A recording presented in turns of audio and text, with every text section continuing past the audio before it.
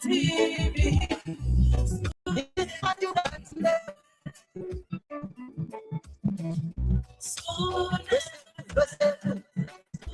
TV.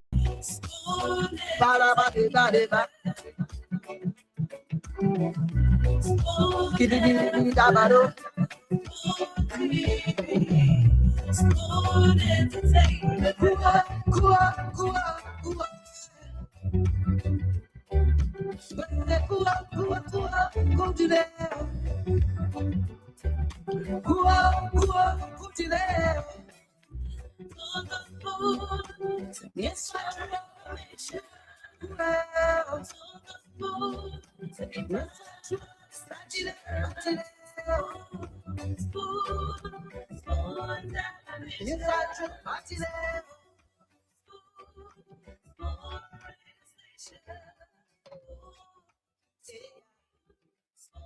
in Africa. Just to transform to English, sports, entertainment, something for the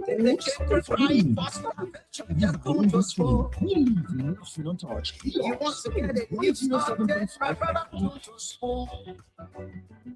you want to know what is happening, Moroccan to school.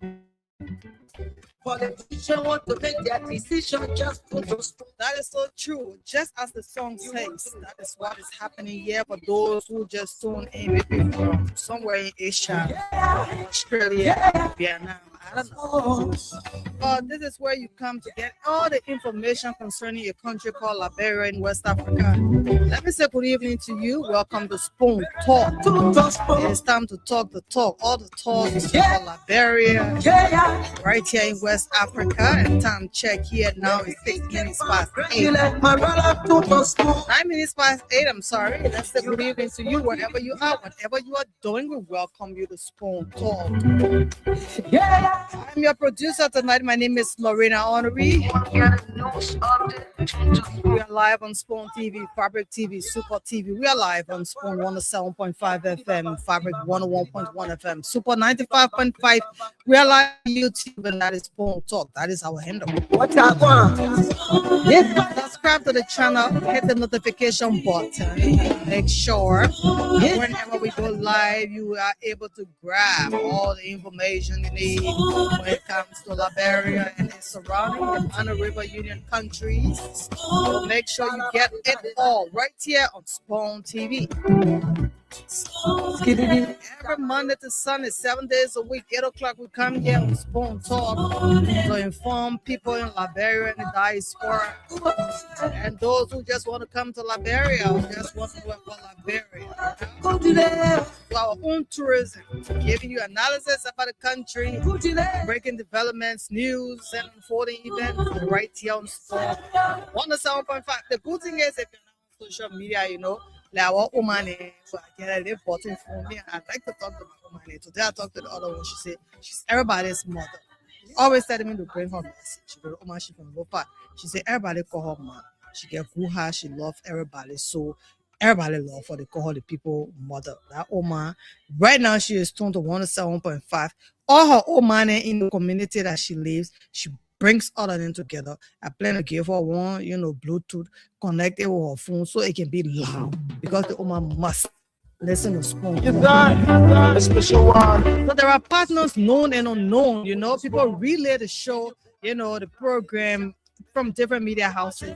Voice of Liberia, we appreciate you. Our partners known and unknown, we say thank you for relaying the program on the shortwave stations everywhere you are. You want to make sure people listen, people watch Spoon Talk, hearing about Liberia, knowing about Liberia. We say good evening to you. We welcome you. All of our drivers who have parked, the parking lots, just listening to the program, on the radio, right there in the cars, the taxis, the buses, the trucks, the pickups, everything. Everybody tune to Spoon, our motorcyclists, the keke boys, I can remember all my people there, those my farmers and those who into climate change, the fish mongers, fish farming, who have fish farmers, everywhere. Everybody just listen to Spoon. We really, really love you here. appreciate you. Please share the show. All of those watching via social media, we welcome you. We appreciate you. We know where you are watching from. You let us know. And at the same time, you are going to share the show into your different groups. You know, when you share the show to your groups, then a lot of people grab it at the same time. Yeah. You want to know what Even on your social media platforms and handles, you know, your profiles, your pages, running your own thing, you always do your live podcast and all of the shows. So please share the show. Again, today Liberia is going to be discussed everything about Mama Liberia. You also get a chance and opportunity to put your calls through and talk your own. You know, we just here to provide a platform and make sure your voices are heard. We say kudos to the Spoon Network. Our news is live now on Spoon TV. And lots of you are following. We appreciate you. So let me just bring you, you know, some headlines from our Spoon News folder tonight. And as always, it's always live, just as Spoon TV is live on all our media partners, and at the same time our network. As you know, Spoon is the owner of Fabric Super. Yeah, we own it all. Whole network. And today, President Joseph Newman Boyka dedicated a 20 megawatt mount coffee solar farm boosting power and jobs in Liberia. You know, for me, I'm an open gossiper, so I go to the corners to listen to the people, you know, as the program is looking to the background checking, you know. Here, a guy who say he studied electricity, he say that small farm they need. But Liberians are celebrating, you know. So yeah, President Joseph Boyka dedicates 20 megawatt mount coffee solar farm boosting power and jobs in Liberia. Yeah, you'll say it happened in other countries 15 years ago. It's happening in Liberia now, and we are grateful. Liberia Drug Enforcement Agency says Monrovia is now free of drug ghettos. But critics term the statement as false and misleading. The people say, come with proofs. Are you sure? When we go to some of those, some parts of Monrovia, even right here, Monserrato, in some of our communities, are you saying that we are not going to see ghettos there? They are saying they don't believe it. All the ghettos. I mean, it's not just the building when it comes to the ghettos. I always go to the ghettos to talk to the guys from the ghettos. Sometimes they just gather, and when they gather, they will smoke. Yes, sir. Yeah, so they say the people in the community say don't want into that ghetto. Then one 16-year-old picking right there in Nima County, you know, they can say, "Wow, the power beating him, man, always beating him, man." So it has been alleged that he killed his father. Right now they are in jail, you know, awaiting investigation. And our Nima County correspondent has been doing well. Victor Cooper, you know, he's been there. And also for Nima again, you know, today we talk about Nima a lot in our news when we heard that a man, 50-year-old man, was killed alongside with a chicken, even though the man never had chicken. So thunder strike, and then there he goes. He's dead, and there's a dead chicken with him. Some people are saying it's mysterious. It's not natural. It's not a normal situation. Yeah, so those were stories in about Liberia. We're talking Liberia now, so I can tell you the foreign stories. We're even wondering if our, you know, national team will go to AFCON. You know, last time was there was 1996 and 2002. So people hoping that Liberia can go. And then at the same time, we're talking about the World Cup. The World Cup is already here. When will Liberia go? You know, for the World Cup. You don't want to make their decision just. But you have your own you want to say, you know. I will still bring in between some information that I can bring, you know, as we discuss it.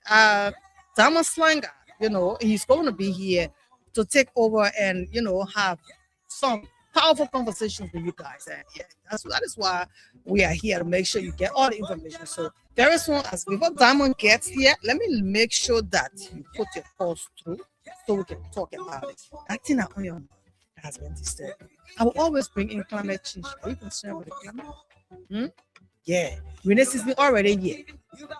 Water already filling people's homes. So where are you? Where are you? Are you prepared? Are you preparing for the weather, for the rainy season? The climate change, we're talking about deforestation. These things are serious discussions. Liberians should get interested in it. The earth here that we own, what people want to go far places Hey, the only space we have here that we need to preserve the earth. When they say preserve the earth, we more protect it, we more keep it safe, we more protect it. Our farmer there, they're going way in the other men happy time. And the other men are talking about the elephant, the pontoon, so big wild animals. And then if you start going into the space to make farm, leaving the other lane behind, then they will start coming into the city now.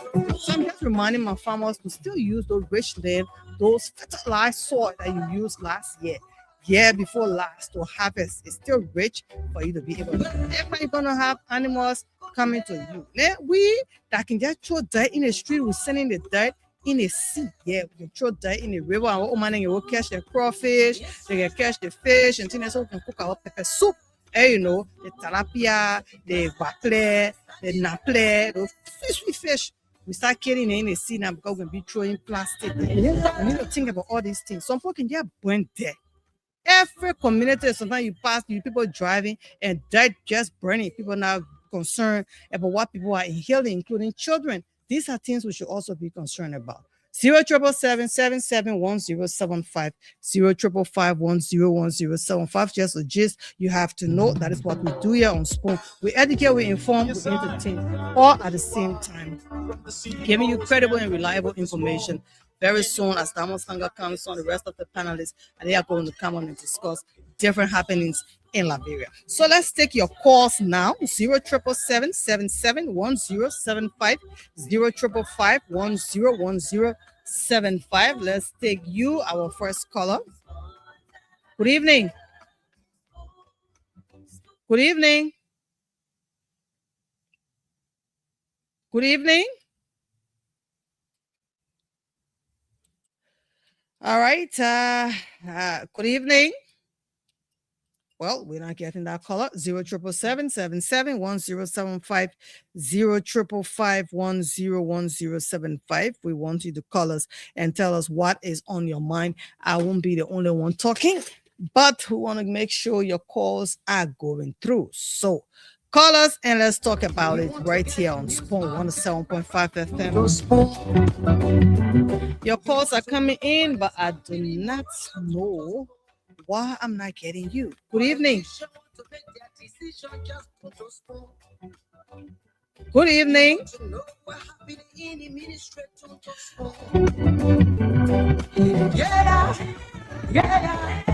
All right, so this is Spoon Talk. We want to make sure your calls get through, so please do your best, and I will do my best in studio too as the technician here to make sure your calls come through. I should give an alternative number. I don't know if I should do that, but let me just welcome our online viewers. For those who are watching via social media, and some of them are listening as well. There are different things being discussed. We have Paul Danwa. He's there. Boston Gifford is also there. We see Solomon H. Diagba, and he is there. Robert Ngoni is also there. Oscar Ziengbien is there. Prince M. Thomas, we see you. We see you. Ezekiel Newman Johnson and Nathaniel K. Hill. We see you. You're watching via YouTube. We appreciate you. We hope you have subscribed to the channel. And I also see Shiko Shik and Josh Won Yen. We see you, Sidiki Traoré. Jay Wion is also there. And Michael D. Tokwa, you are there as well. Paul J. Dawa, we appreciate you, sir. And Nelson Meko Wonoge is also there. And Josh Walker, yes. Okay. And James Mama, that's James Masakwe 19064. It's also watching via YouTube.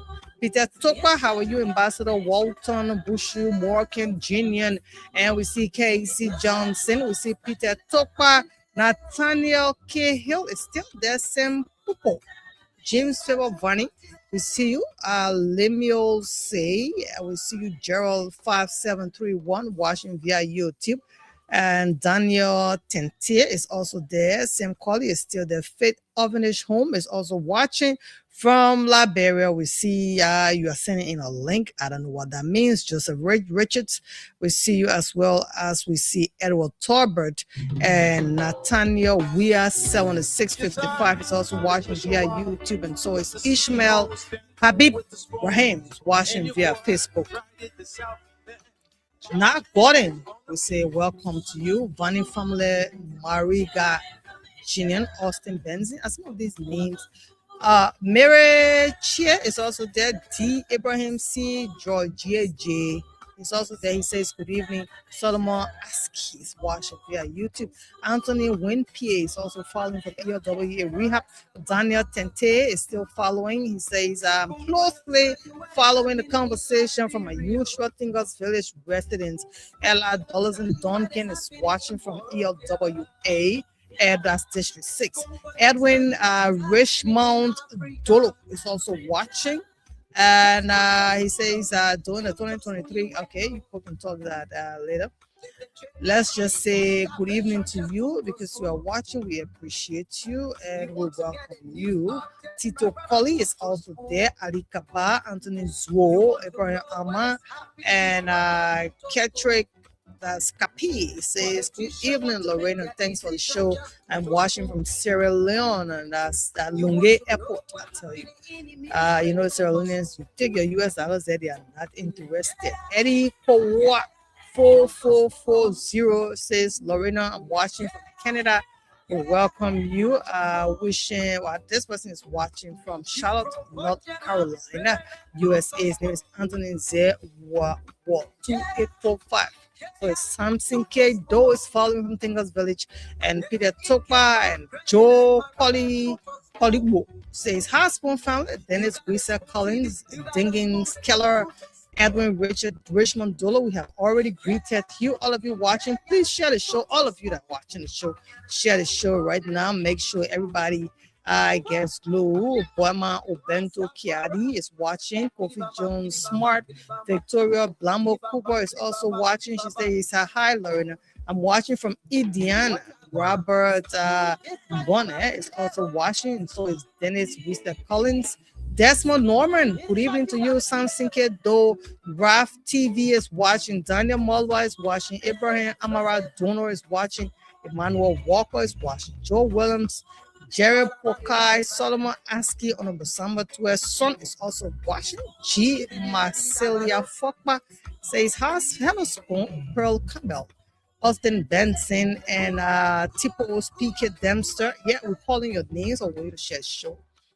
Zay Molu is watching. Amos Risa is watching. David Booker is watching. He says, hi, Spoon Talk. I'm watching from Newark, USA.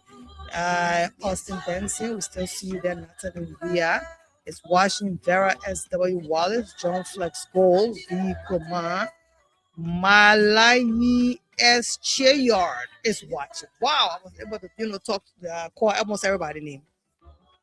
077771075. 055101075. We want to put your calls through, so please do your best and try to call us and let's talk about it. What is that thing that is on your mind that you want to talk about? Let's make sure we get your calls and put you through. From the CEO, stand on with the spoon, and your boy right at the South man. Charges on the beat. To get your information, to the food, to be part of the pressure. Spoon television.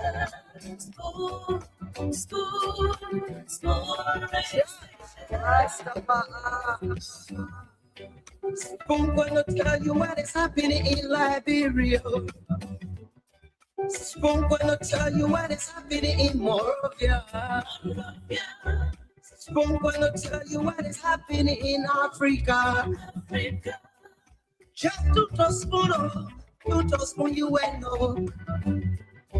The children crying for starvation, just to spoon. You want to get a news update, right, brother? To spoon. You want to know what is happening in Morocco, to spoon.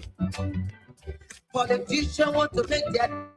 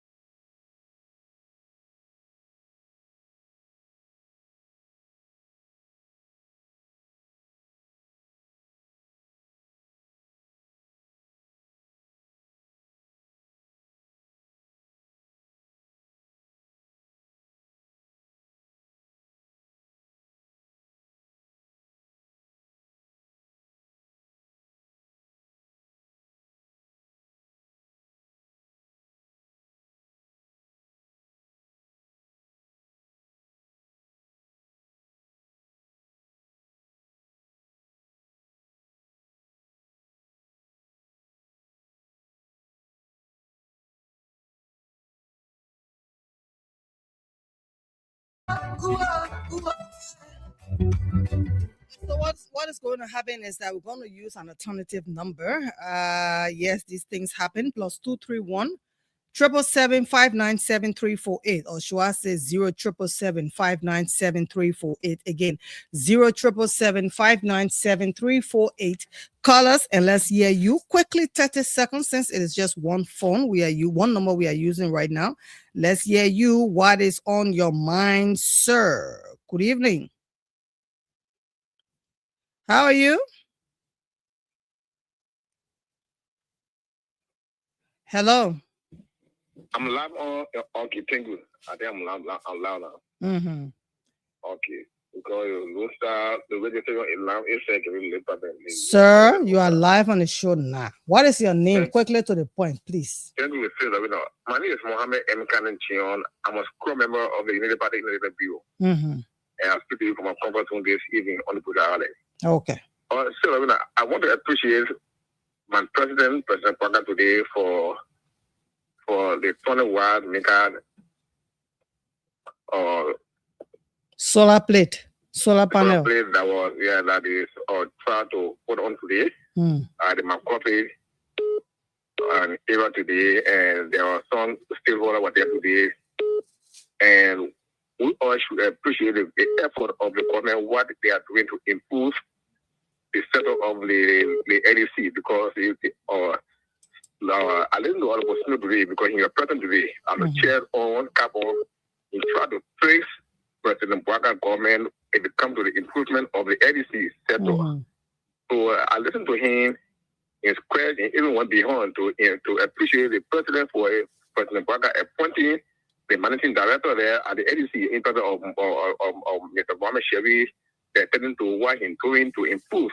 Okay. So let me appreciate my president once again for what he's doing, and even other stakeholders that went for that program today. So good to them. Thank you very much for giving me time. All right. Okay. 0777 I'm sorry, 0777 597 348. Call us and let's hear you quickly. No long talking, please. Good evening. Yeah, good evening, Lorena. My name is Mohamed Kanu Chian. I do German Tishki, member of the Council of Government. Lorena, I want to know, some of my about it, loving our government want to do.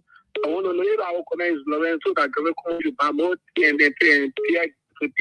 people say, are you loving so that the minister should care?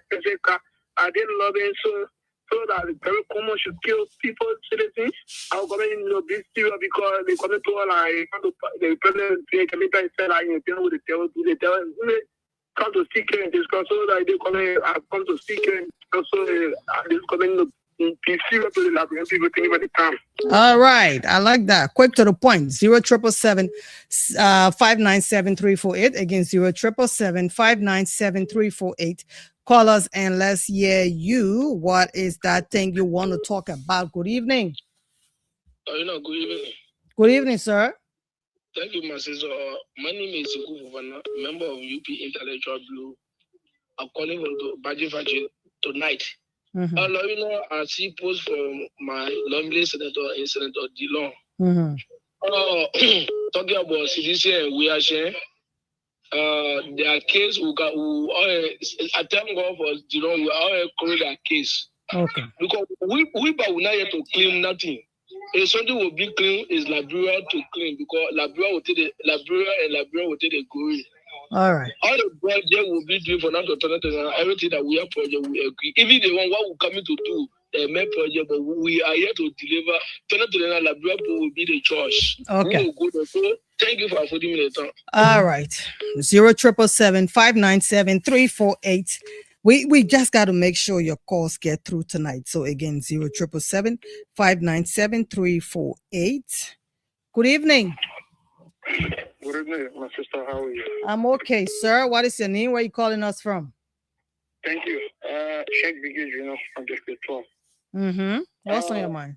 My Liberian people, our incoming president, Honorable Musa Azade. So my attention has been drawn to our country, the problem, our land business at the border. Oh. You know, it's almost like getting a normal thing now. They see what the people say there was war at the border because you can say the land was for Guinea. Today, that land Guinea now claiming for Chuchu now. Nobody hear about it. Then we might get used to it. That's what they're telling us. But here's what I have to say. You don't do everything. So don't you not get that border. No peace will be in the country here. You must get that border. And they give to our lawmakers. The only thing they put there, you see the last time I say, they put there, they only unite themselves in evil. They're not good.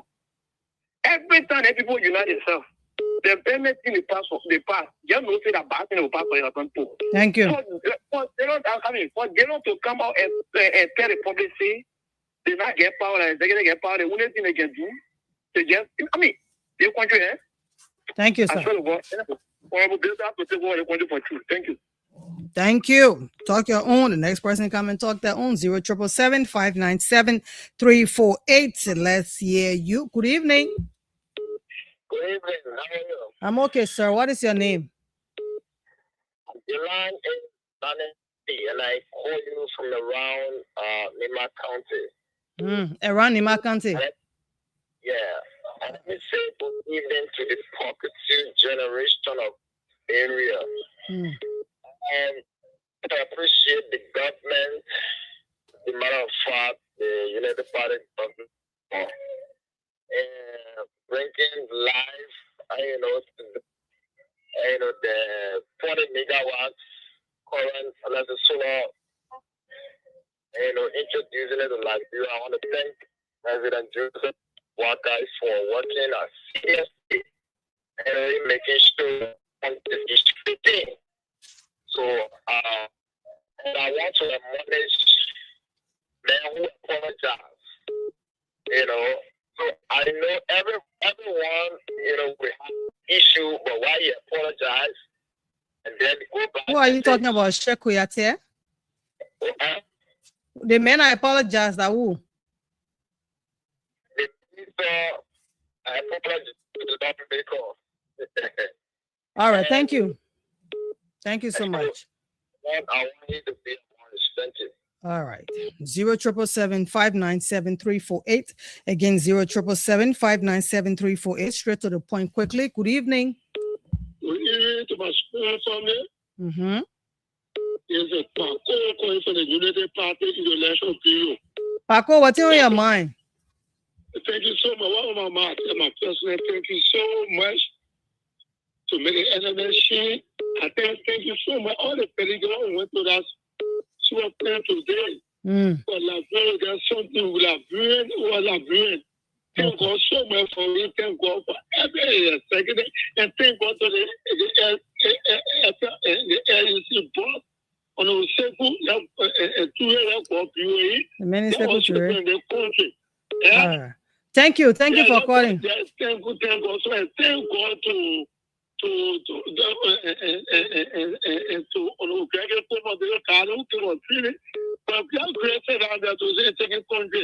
that I didn't want. You don't want to play anything while you are doing.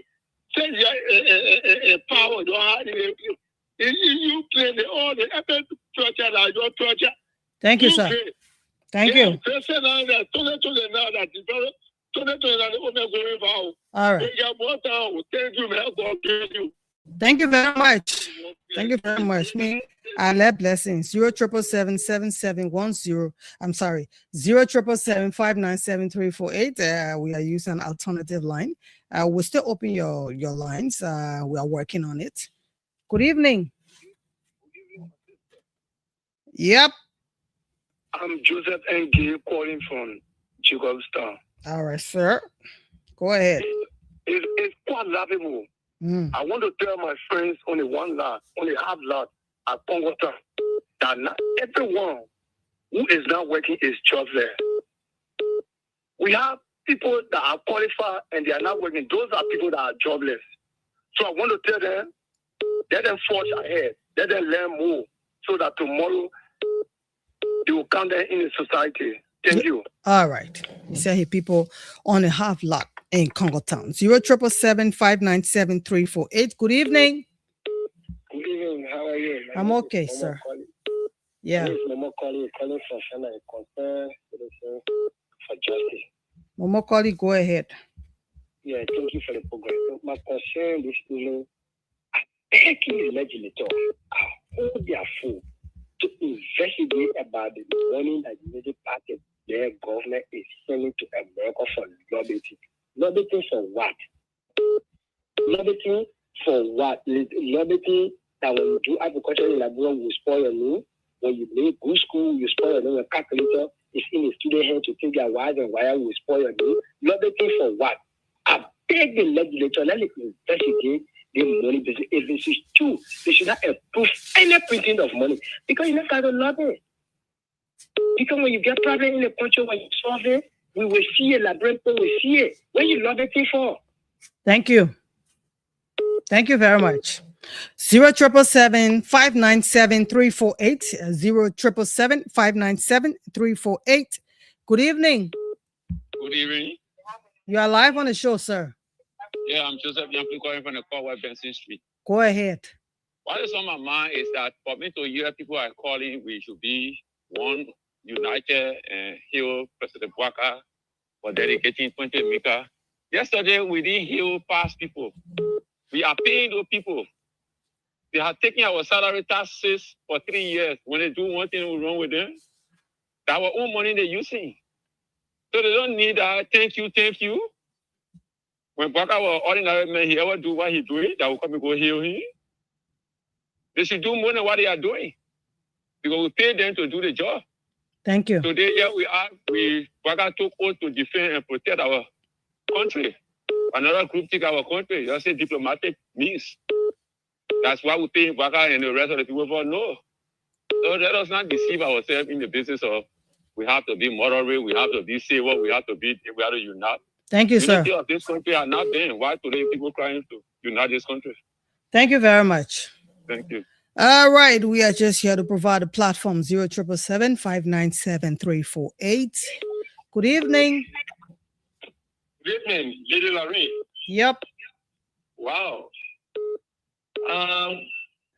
Liberia is blessed because we have Jesus Network Blessing, GNB for short, and we have Jesus Network Broadcast of Sport FM. Thank you very much. Have a good night. Thank you, sir.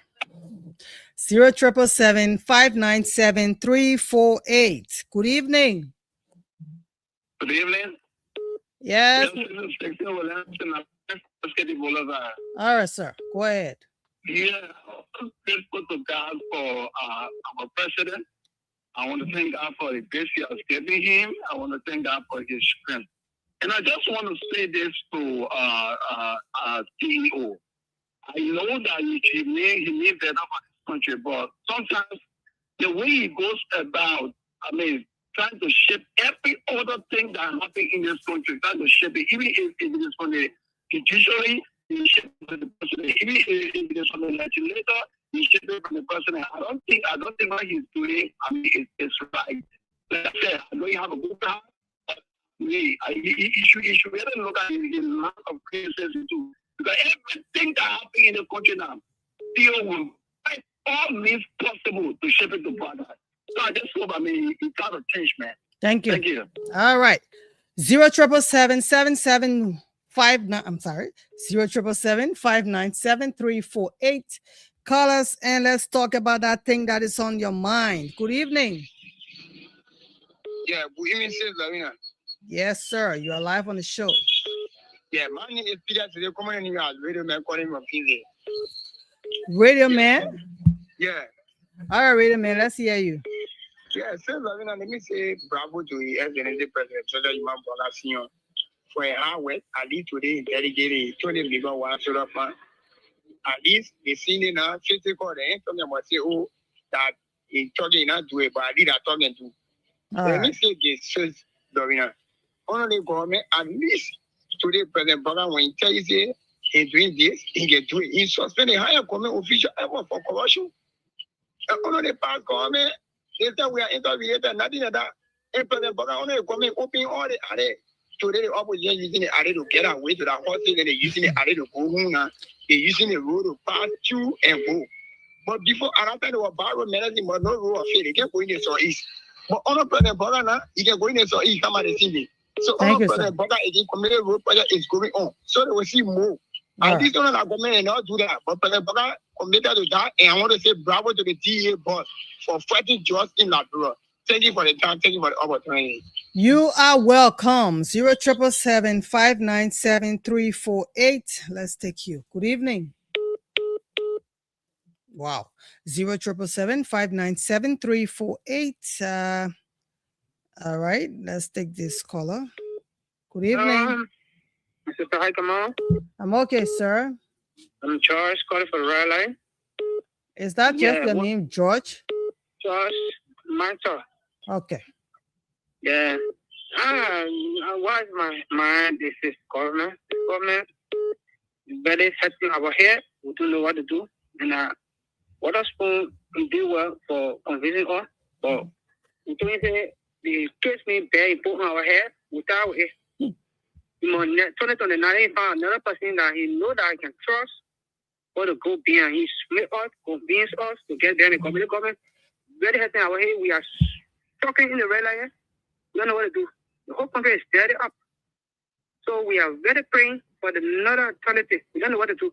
But this government just scatter everything else in our hands. To be fair, my sister, we are confused now. Our students, everything have for ourselves. We don't know what to do. We need to pay our students money now, and that's we are stopping. See what it? We've been talking about the whole honor. So I think on the air to talk. See what it? Thank you. Thank you. Okay.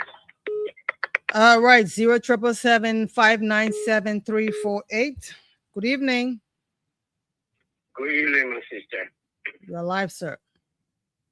My name is Daniel Mengwa. This is my first time calling on Spoon Network. I really want to know whether our officials know what they call integrity.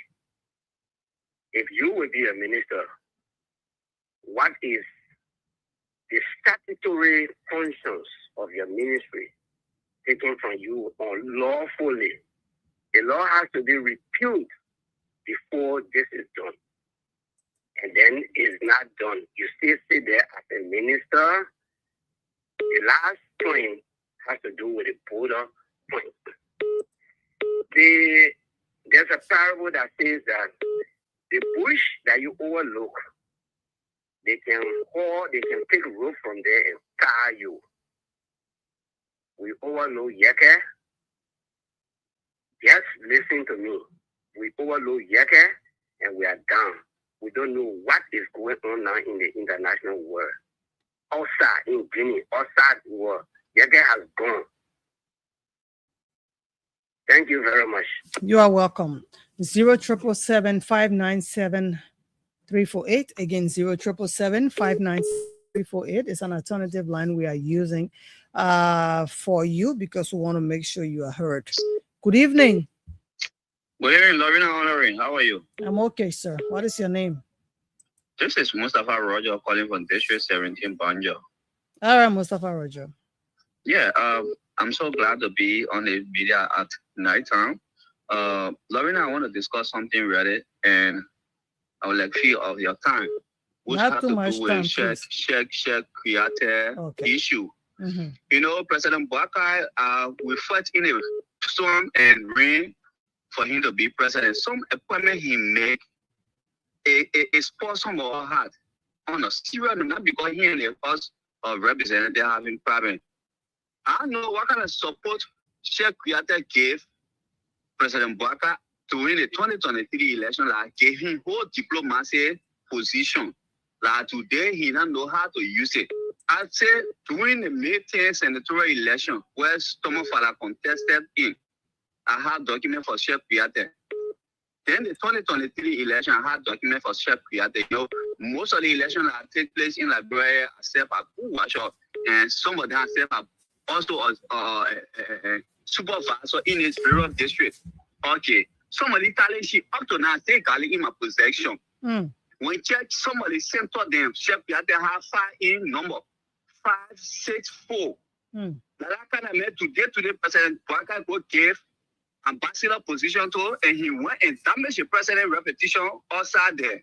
Then the president, I'm not there, oh God, I'm a Muslim, I'm not there. Then the president gave him money to go apologize while it's on the media, on the parliament. Then he failed to do it. He ended up turning around again, saying things that will make the president look big some more. Look, you are there.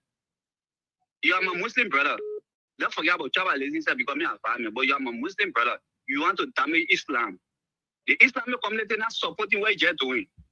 And when they move from behind you, you're nothing. You not get correct vote anywhere. I know I get half of your record when it comes to politics. Thank you. Taking part into election. Thank you, sir. So please try to resign. You not resign. We the United Party will come and get on the street. They're defeated for you to resign by force. Thank you, there. Thank you, Lorena Honorary. You are welcome. Well, what I would do is make sure we open the lines for you to put your calls through what you say. We're not responsible for that. 077-597-348. Good evening. Good evening, Lorena. You're live on the show, sir. Yeah, okay. I'm Demas here. I'm calling from Broadway, VOA. All right, sir. Yeah, thank you for the program. The first thing I want my mind is to the CEO. I want you to please tell the CEO we are enjoying spring and the weekend is simple. It's not the family is too much. For the family, they let them do it day by day. One program you have was 10% on the program, 10%. By the time one of them start, then it starts gone.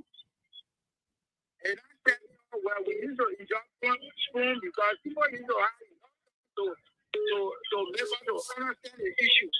So when one person shot, the other one shot, then before you go to the program finish, they will say they get 3-4 topics. But by the time they do one, then the whole day ends. All right. So how many panelists you want for them to have? At least 5. You have to read and then another person come on show. It will serve us, but you have 10 person come on, 8 person. Then he is the money winner, he there. So we have no time to listen to them, we got no time to call. So Why are you calling now?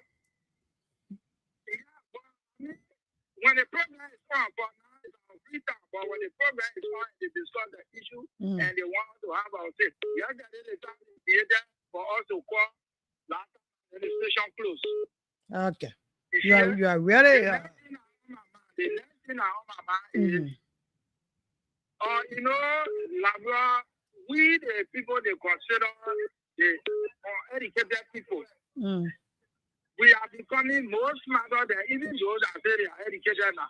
All right, sir. Most of the people that are sitting on the show there that say they are educated, their discussion now is about defending themselves to get jobs. Things that 3 years ago were condemning. Somebody who are understanding that it was okay.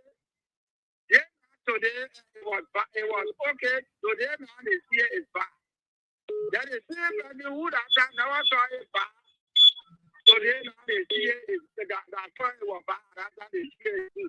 I'm speaking referring to people let's say the councillor. You are with CDC, they were pressing CDC those days.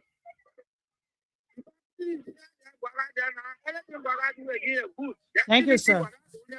Thank you. Yeah, so these are the two things that are on my mind. But all right, sir. All right. Okay. Your message has gone across 0777597 Again, 0777597 We have thousands and close to 2,000 missed calls. Good evening.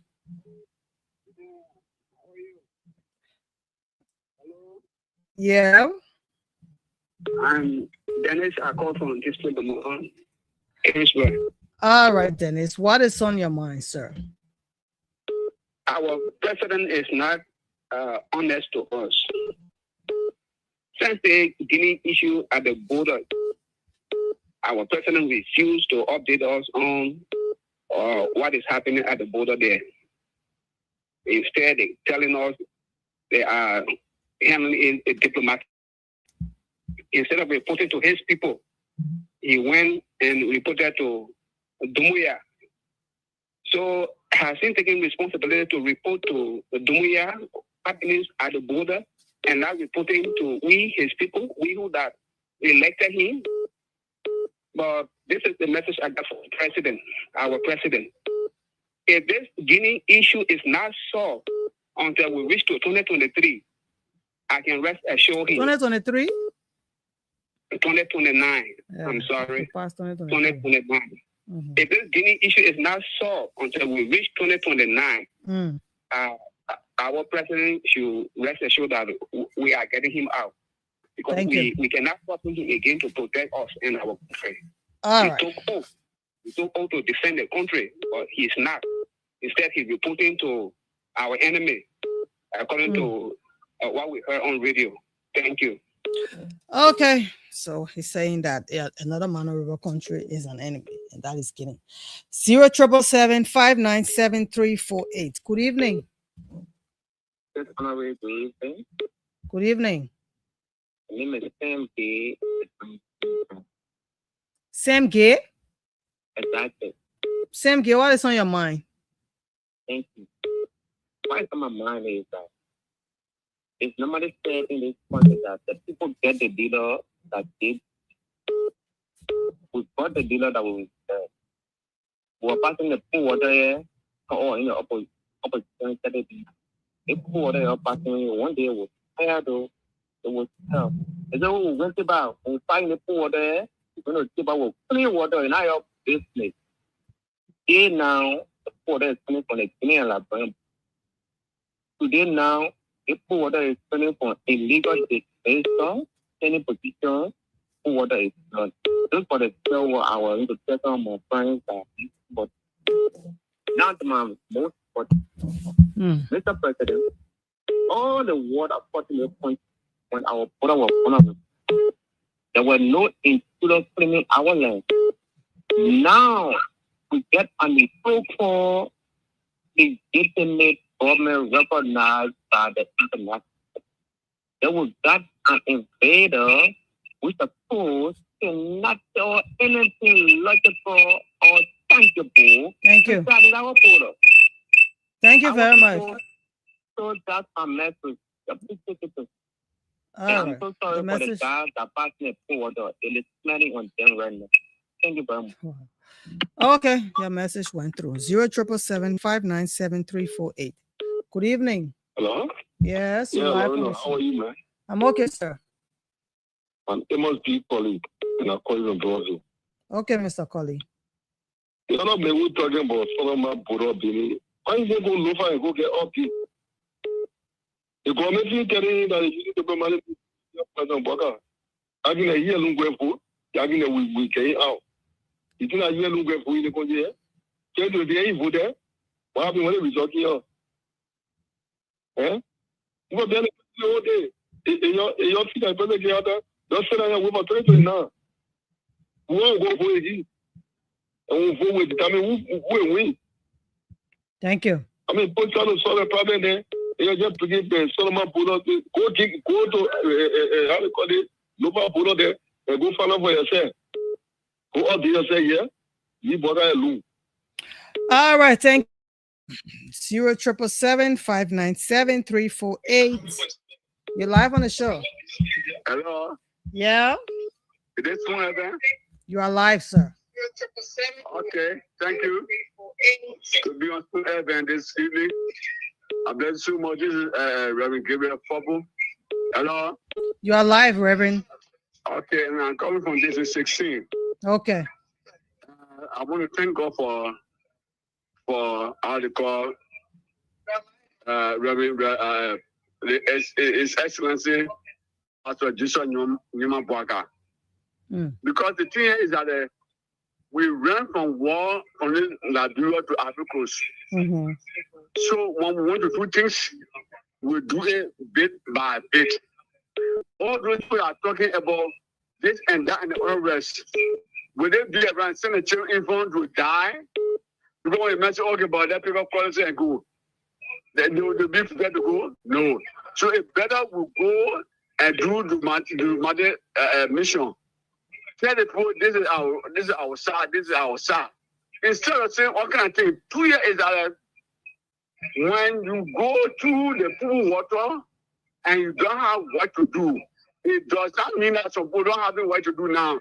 I just read on the net that there are 240 workers who are fishery. Why you are not applying your offer to go there? Thank you for giving the information. Hello. Yes. Thank you for the time. I'm not working. But what I'm doing, I can get something for my family to get something to eat. All right. You simply saying people should get out and go hustle. You alone would not be the one to elect the president. Thank you. You alone did not elect him when he became president. So you alone would not elect him when he became president. When people say we come out 2029, why you left behind? Sir, thank you. You have said enough. You have said enough. Thank you. 077-597-348. Again, 077-597-348. You come on the line, we say you talk a few seconds ago. Good evening. How are you? Okay, what is your name? Where are you calling from? Thank you. And I'm calling this people to get the Go ahead. Somebody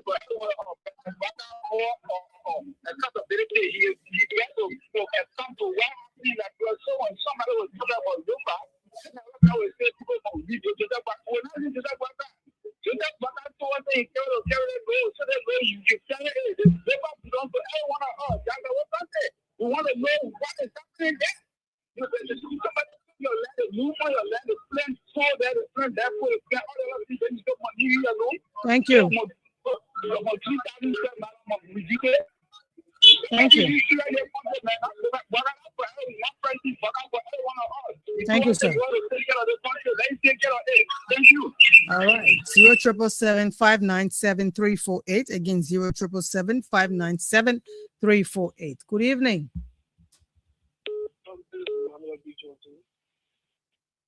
Yes.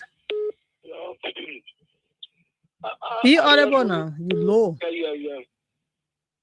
I want to speak to the previous quarter.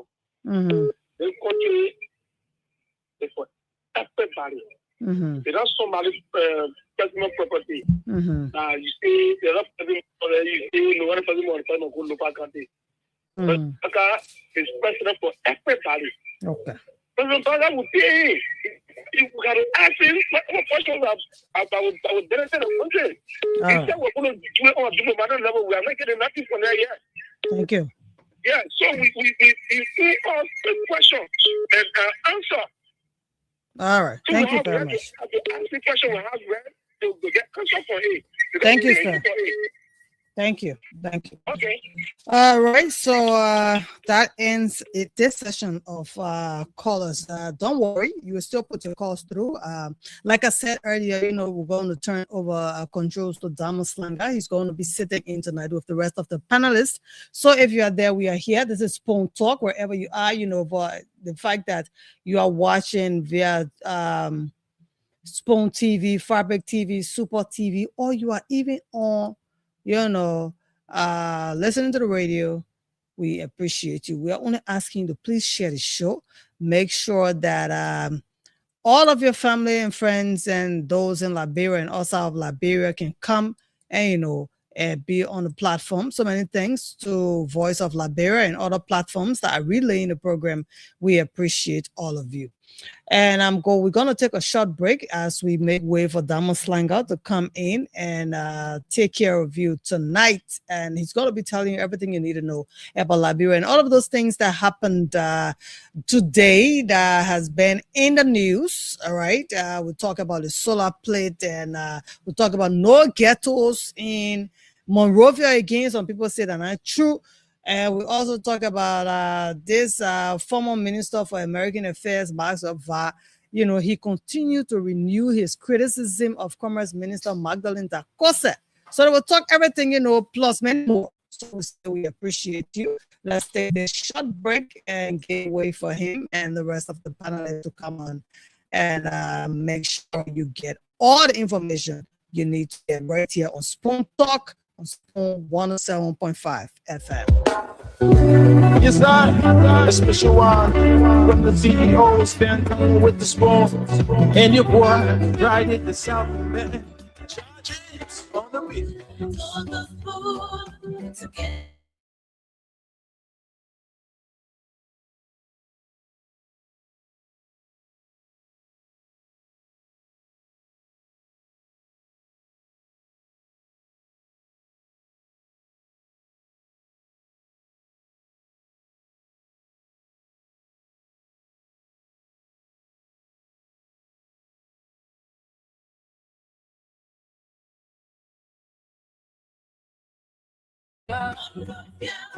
Spoon gonna tell you what is happening in Africa. Just to spoon you and know. The children crying for starvation, just to spoon. You want to get a news update, my brother, to spoon. You want to know what is happening, more of to spoon. Politicians want to make their decision, just to spoon. You want to know what happening in the ministry, to spoon. Yeah, to spoon. Yeah, to spoon. You from Bonjama, Maryland, to spoon. Yeah, to spoon. If you eat get found, gratulate my brother, to spoon. You got a spoon TV, you got a spoon radio, to spoon. Yeah, to spoon. You want to get a news update, to spoon. What? Yeah, Rastafari. Kilibamba, kilibamba, kilibamba. Kilibamba, kilibamba, kilibamba. What I want? Yes, what TV. Yes, what you got today?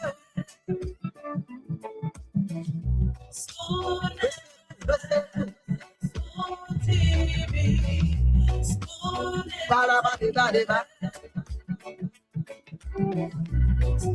Kididi dabado.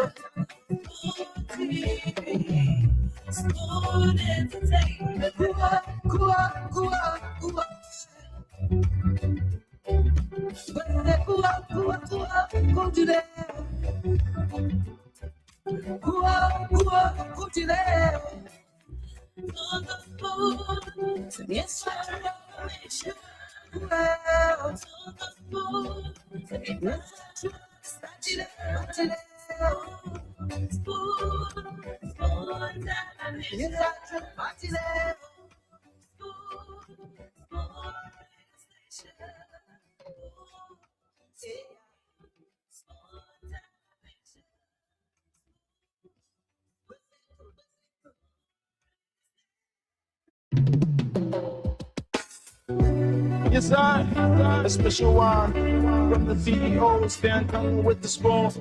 And your boy, right at the South, man. Charges on the beat. On the food to get your information. On the food to be part of the action. Spoon television.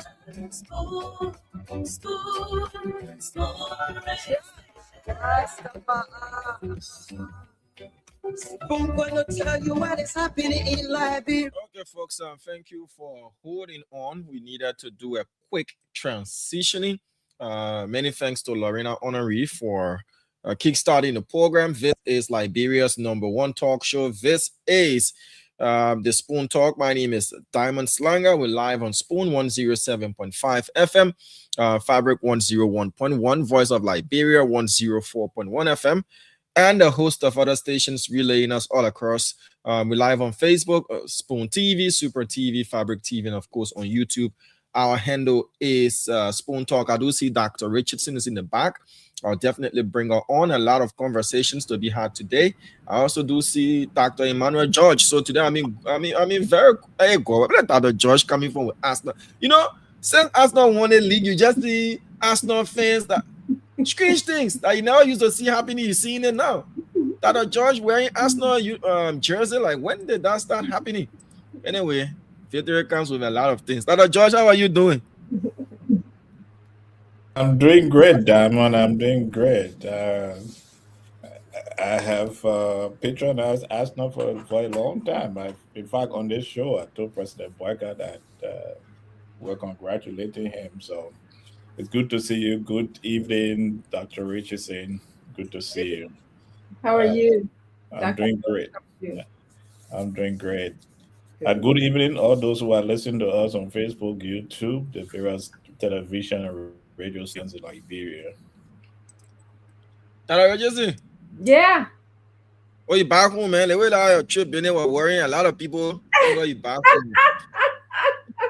I know, right? My background is different. I'm home. Work today.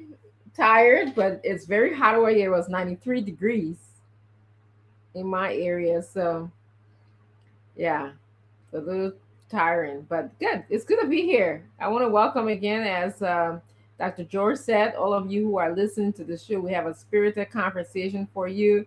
Diamond will not disappoint you.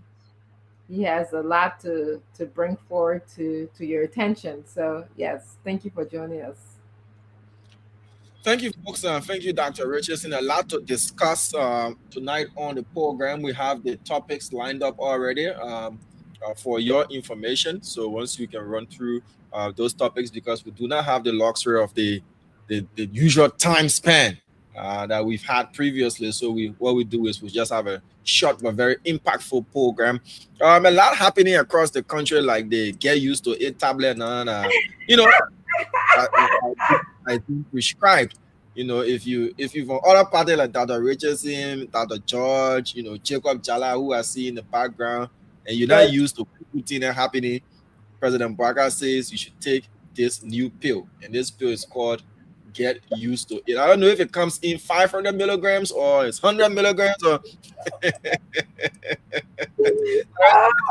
it injectable too, or is it just in pill form? You be taking one? I say, is it injectable or is it just in pill form? The president said tablet. Oh, okay. Yeah. Amen. It's a tablet, so maybe you can crush your own and pour water and mix it with water. Then Oh God.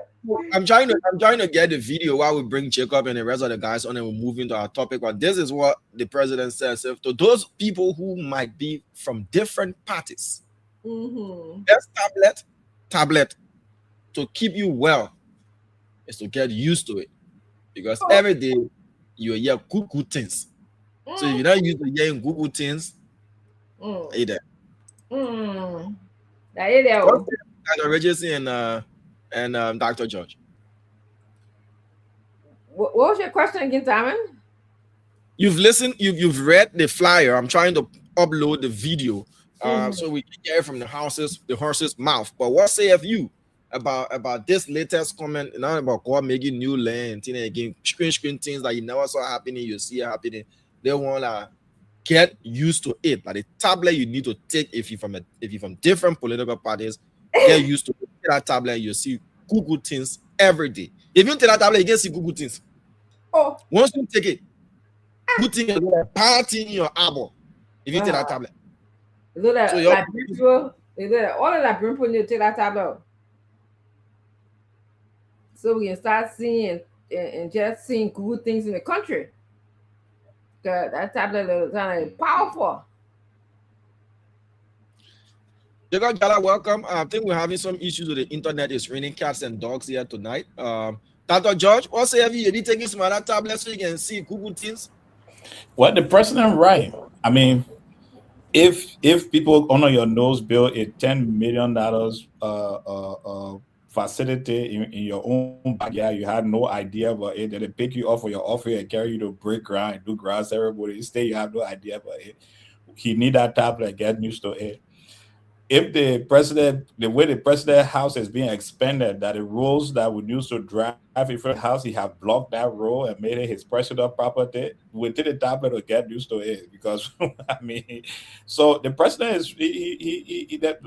But what it is a good things we adapt that because right now we are living in a field capital city called Monrovia. They have no idea how to move the field from the city.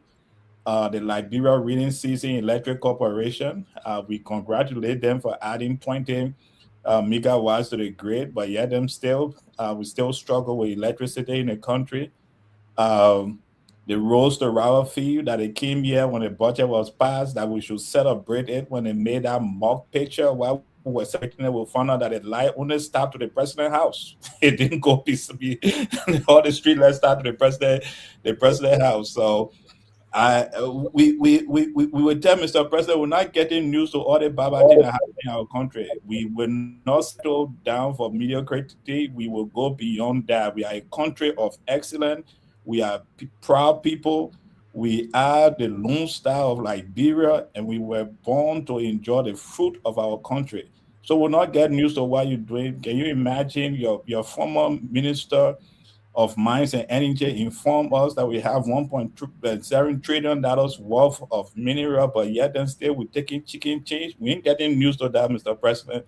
You have to work harder than you're working right now so that we can get news to better things, not just the little things that we're seeing here and there. Thank you. So you're saying even though that little things, are they good little things, Dr. Josh? Before I get to Jana and the rest, are they good little things? They just little things that don't matter at all?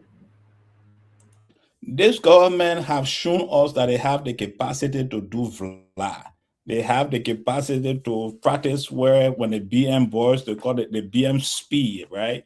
Where they come and make us excited about something. When we get excited, we'll find out that there is nothing after that 30 minutes of excitement you have, or 2 minutes of excitement you have. So until we have a situation in our country where those things that they have us celebrate becomes permanent and they are not there for 2 months, 3 months, 6 months, then we will not be clapping for this is 20 megawatts of electricity. How much of the population would benefit from it? Yes, we are grateful that we are added 20 megawatts, great, but we still have bigger challenge. We still have the overall challenge of electricity in the country.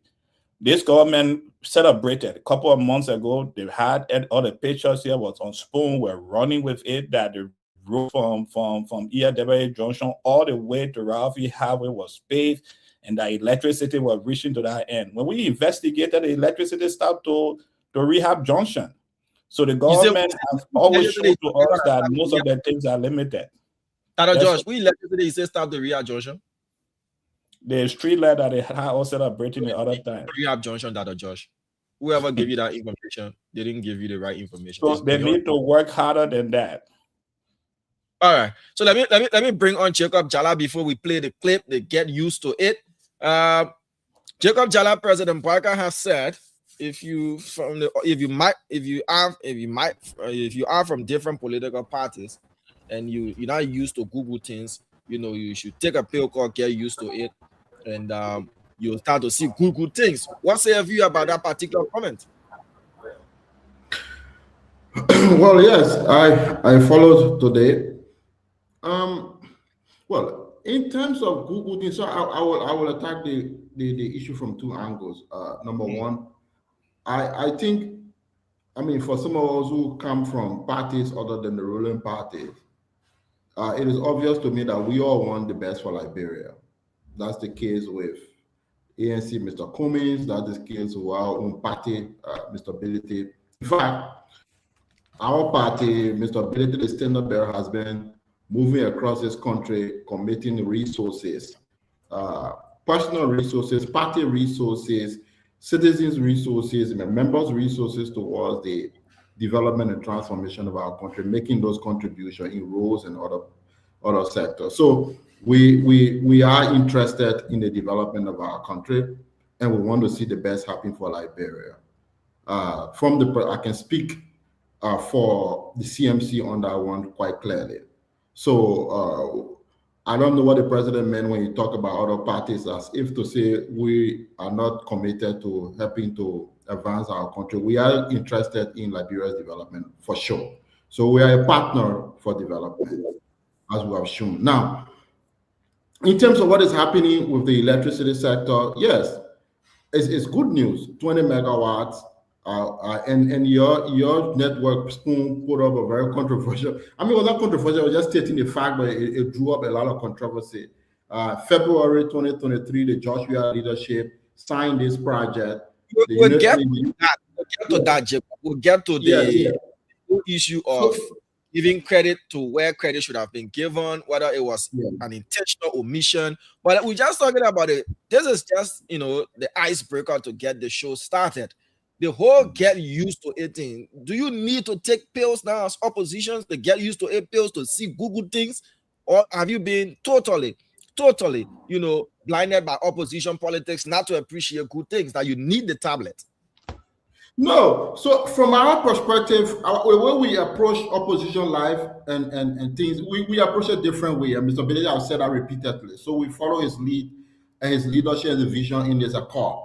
We are interested in the development of Liberia. So anything that contributes towards solving Liberia's big problems, we're happy to support it. However, places where there are big policy weaknesses, places where there are big challenges, the government, we are happy to also expose those weaknesses and to help contribute recommendations to improve it. That is our approach. So we're not hurt when good things happen for our country. We celebrate that. However, we're also here because members of this party, members of this cabinet will not do that. We have the courage and the clarity to do that, to point towards the weaknesses. So we feel fine when good things happen. We have point to the difficulties and the weaknesses when we can. So, Isha, you don't need that tablet.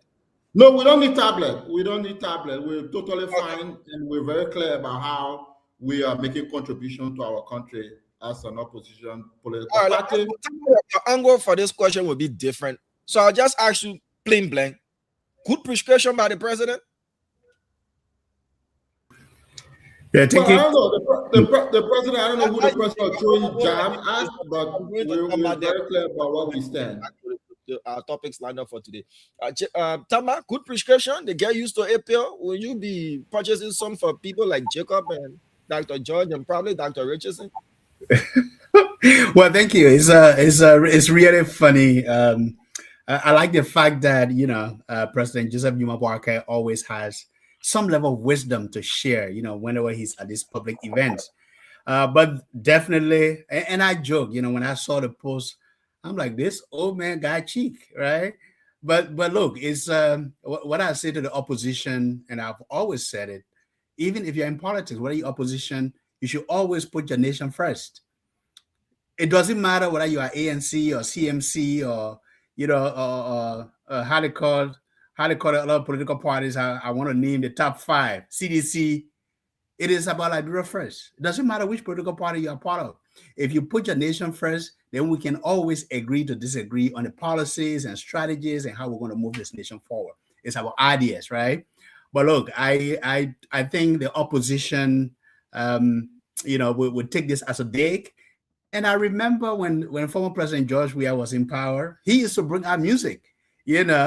When things get tough, you bring out music, so you're on parables and JMB una wisdom. That free chick. Right. Instead of going to the studio to say they are after me, coming out with how they call the song, the popular song that he came out with. I love that song, by the way. Lion Man. There's a Lion Man. Yeah, Lion Man.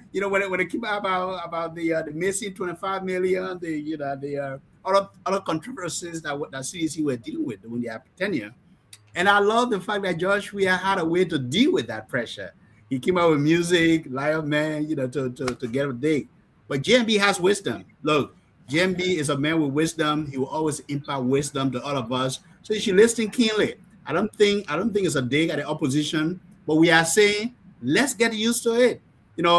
His presidency, and we're going to go maybe talk a little bit about that. You can people say, well, this is a CDC project. It was signed during the CDC time, which is great. We'll definitely get to that. It's just the whole issue of getting used to it. Would you be buying some of those tablets because that originally were one of them like injectables? The president So what I'm going to do, since I'm not a medical doctor, I'm going to try to make some partnership, maybe with JFK, to do some prescription for the CDCN and the CMCN and the ANCN. So when they need some of those, they can actually go there and get some prescription.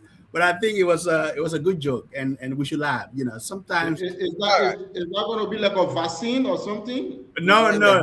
It's not a pandemic. It's not a pandemic. But if the president can reference that, that means the level of criticism is loud enough that he hears it.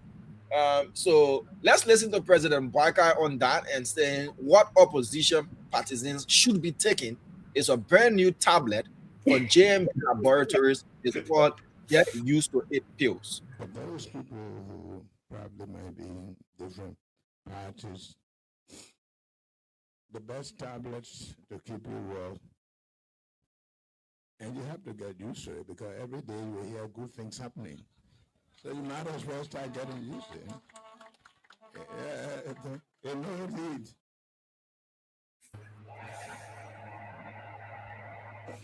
So there you have it. Behind the president, why you put Karen behind him at that Mickey Mouse show or I get used to it.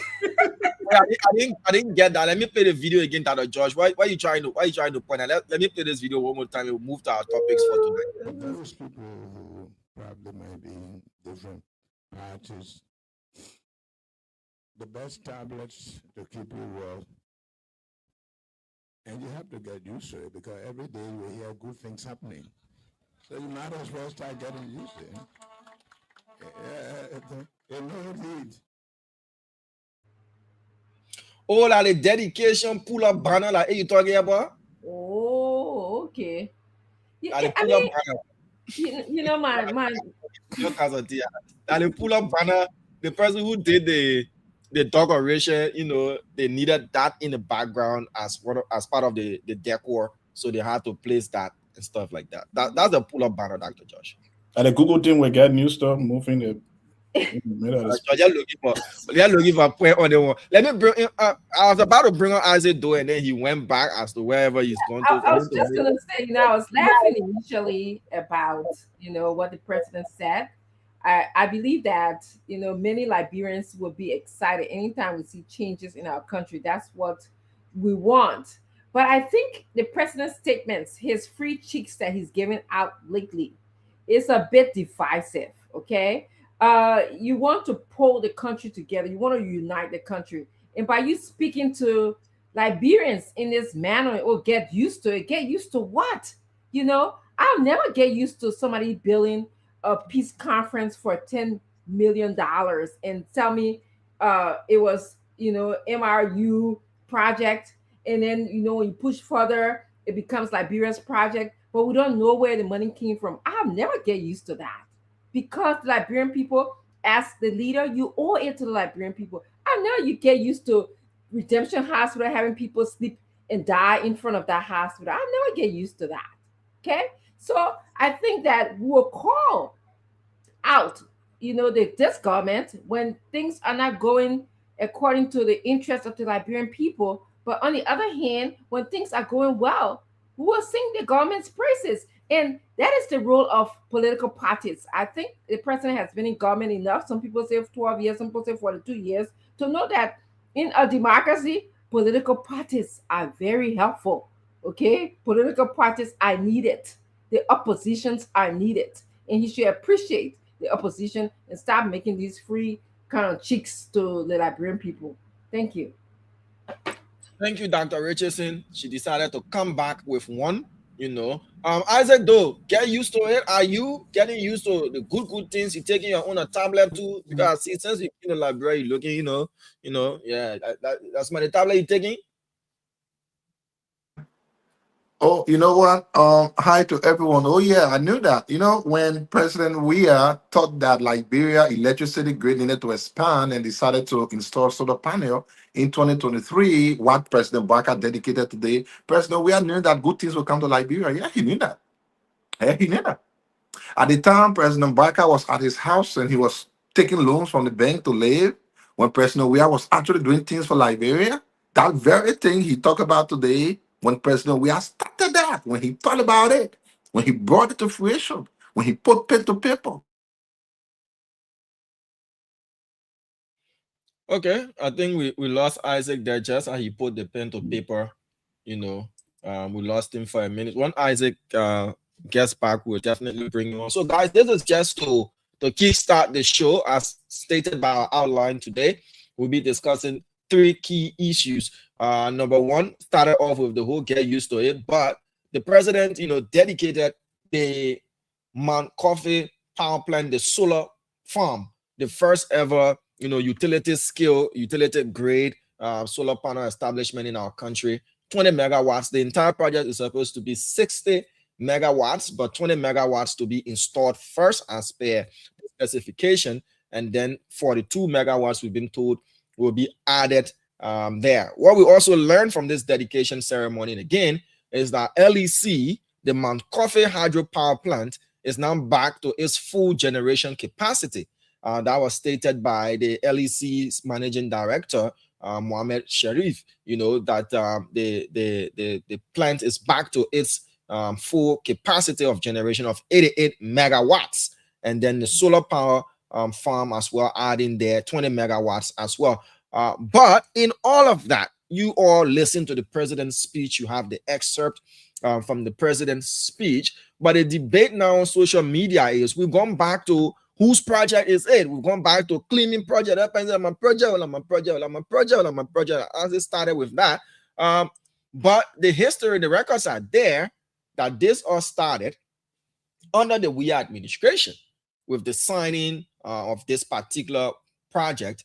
Samuel Tuah signed on behalf of the government of Liberia, and now President Boakai did the groundbreaking on October 11, 2024. I know that did because I was part of that groundbreaking ceremony when I covered the executive mansion, and he broke grounds there with the World Bank representatives. Less than 18 months, you know, he's back to do the dedication. But the conversation here is, why didn't the president mention the former administration? And that is the debate. Was it deliberate omission? Was it an oversight? Or it was just not giving to Caesar what is Caesar's, but rather taking all of the glory? So I'll start with you, Dr. Richardson. We're back with this whose project it is. There are those who saying this is the Liberian people's project. There are those who saying you should have mentioned the previous administration's role they played. But this has become a pattern now. Now we see it happening that projects, former officials or former government does not get the due recognition when these projects are being dedicated. Dr. Richardson, what's your take? What do you make of the president's speech? We can post that part of the excerpt on the page. Dr. Richardson, you muted. I know. Yeah, sorry. You know, we would like to think, you know, that government is continuity, that I think we're getting there as a country. Once a government starts a project, whoever comes into place or power next, continue that project, because it is an achievement for the Liberian people. We're working. We should always remember that we're working for the Liberian people. But the pattern that you suggested is something that I'm thinking about seriously. Is not mentioning, you know, the name of the predecessor of the project, or the person who started the project, or your predecessor as a government. Although you don't have to, I think common courtesy, making it not your pattern to do so, or, you know, it's kind of consistent with the free cheek that you give the Liberian people. That's what it seemed like, you know. But I think for the sake of peace and unity, to bring oppositions together, to bring people who perhaps who ran against you together, it would be a great thing to do, to recognize, you know, the George Weah's government for its efforts in putting the electricity program together. I mean, there's more work to be done. It's not just for megawatts and all of this stuff. I mean, it's about how do you sell this whole thing to the population, to the Liberian population. There's more work to be done, but I would stop here and then hear what my other colleagues have to say. Thank you.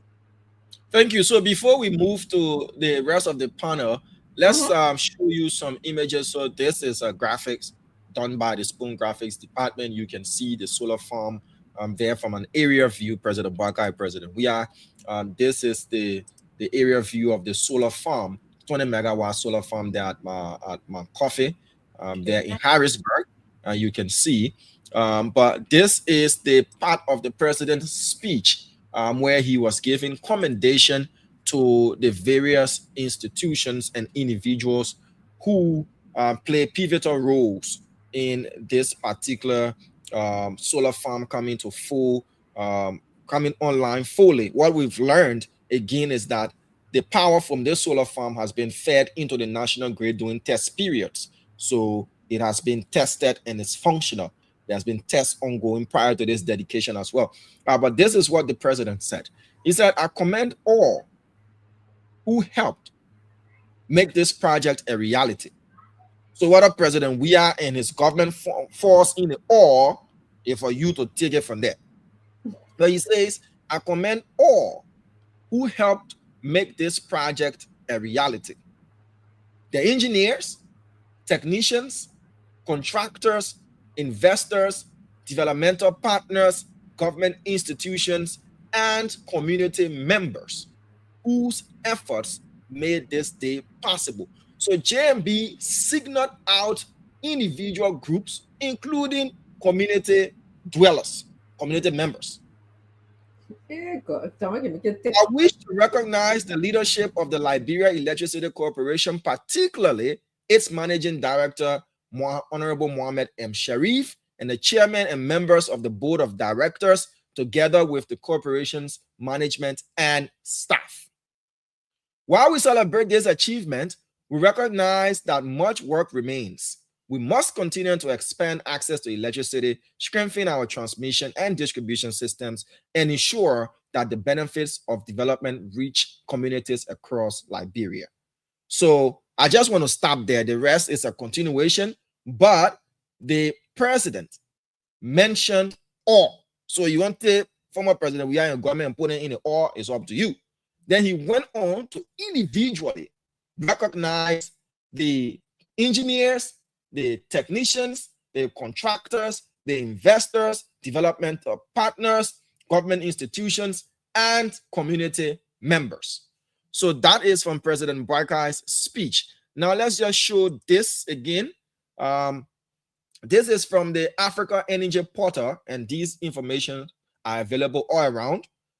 Liberia World Bank signs US 96 million financing agreement for 60 megawatt solar energy. Liberia has signed a financing agreement with International Development Association for the production of additional 60 megawatts of renewable energy geared toward further solving the country's energy crisis. The project is an initiative of the World Bank under the Regional Emergency Solar Power Intervention Project, RESPITE. It is a US 311 million regional program supported by the World Bank to scale up electricity access to millions of existing and prospective consumers in Chad, Liberia, Sierra Leone, and Togo through rapid development or deployment of grid-connected renewable energy. The Minister of Finance and Development Planning, Samuel D. Twer, signed on behalf of the government of Liberia. This was the 3rd of February, 2023. So that's just information. So this project, this solar farm, was signed for between the World Bank and the government of Liberia and other countries by the CDC-led administration. And that is an irrefutable fact. So now back to the question, beginning with Dr. George. Why didn't President Boakai, the question is, do you have a problem with President Boakai not mentioning the previous administration, not even the previous head of LEC Money Captain, on whose administration this engineering firm was selected in 2024 and all of those things? Do you have a problem with that? Or this is a Liberian project. We don't have to give individual credits to previous administrations as well and just say Liberia wins. I have no problem with that. I have no problem with that. First, the president, when he said all in the first part of the first line. Once he placed the dash, he identified what the or who he was talking to. So he was not commending the previous administration. But no, I have no problem with that. We are politicians. I said we want to deceive ourselves. Even if I'm the one was standing in President Bwaka's shoe, I'll do the same thing. We are politicians. Our duty is the next elections. So we ourselves for the next elections. Why we want to deceive ourselves? There's no way President Bwaka will be dedicating a project and start to honor the CDC government for that. I mean, that would be politically naive. So I'm not surprised with that. But what happened, and for anybody who wants glory, the glory would be in the history books when the journalists, for example, Diamond, a piece you put on the Spoon page, and those who will write history, those who will go and research, they will go in the background to go and write about that instead of being under the administration of President Weah. But we are politicians, and in that point in time, we will speak to the success that we believe we have a team. Especially when the government has been receiving a lot of backlash of negative things, and they have this one opportunity to have a positive story, nobody will bring their opponent into the story at any time. So I'm not surprised. But this is what we will be looking forward to. We congratulate and commend the government of the former President George Manuel Weah for initiating, along with the World Bank, the 60 megawatts of electricity. We commended it back. We also commend the government of President Bwaka for continuing this project. But this is the thing. We look forward to sustainability because this government have shown that they don't have the ability to sustain a lot of things they have started and they have ended. A lot of things that they have showcased to us. After a period of time, they struggle with sustainability. And one of the areas is electricity. What are some of those things? One of the areas is electricity. Last year, again, I was in Monrovia in October last year. Hopefully, I may be back at the same time. We were congratulating and commending the Liberian Electricity Corporation for continuous power. But all of a sudden, we found out that it was just Vlad. Right now, we see the managing director of AEC telling us that we are not technicians, we are not technocrats, so we don't understand how electricity works. But when we were clapping for him, he did tell us that we're not technocrats. So it's a side of sustainability that we will continue to look at and continue to hold the government feet to fire. Now that 20 megawatts is going into the electric grid, maybe LEC will tell us when we start benefiting from the 20 megawatt in the electric grid, and then we'll look forward to it being sustained. But again, let me conclude this on this point. I'm not surprised that President Bwaka did not commend the CDC because we are politicians. And when we see anything that is successful and we are the ones speaking to it, we will take all the praises that will come with that. So we shouldn't be this platform trying to behave that we will not do the same thing. I would do it. Tama would do it. I said we do it. Jacob would do it. And Dr. Chino would do it. Are you speaking from ANC perspective that if you were to come to state power and there were projects initiated by your predecessors, Mr. Cummins would sit or mount the lectern or the podium and not at all give credit to his predecessor? My friend, we are politicians. I will say that over and over. We are politicians. We take credit. That's the reason why we do this work. I just want you to answer the question. Because we are politicians, Damo, we are politicians, we take credit. That's the reason why we are politicians. We take credit. The question is direct. Will Mr. Cummins, were he to become president of Liberia, stand on the podium or electing a project that was initiated by a predecessor, take all of the glory without mentioning or giving any sort of recognition to his predecessor? I just want you to answer that question directly. I know you politicians. The president's speech is 10-minute speech. What time in that 10 minutes you had to recognize everybody? You take credit for the credit that is in front of you. That's what happened. We will leave. Look, Diamond, it is the historians and the journalists that have the time to go and write a history or any project that you have. George, this is just when we are in front of a project, we will take all the credit. Will Mr. Cummings do that, yes or no? It's just a close-ended question. Will Mr. Cummings do that, yes or no? I'm not on this platform to speak for Mr. Cummings. I talk as a politician, and I'm telling you what I know that any good politician would do in this situation.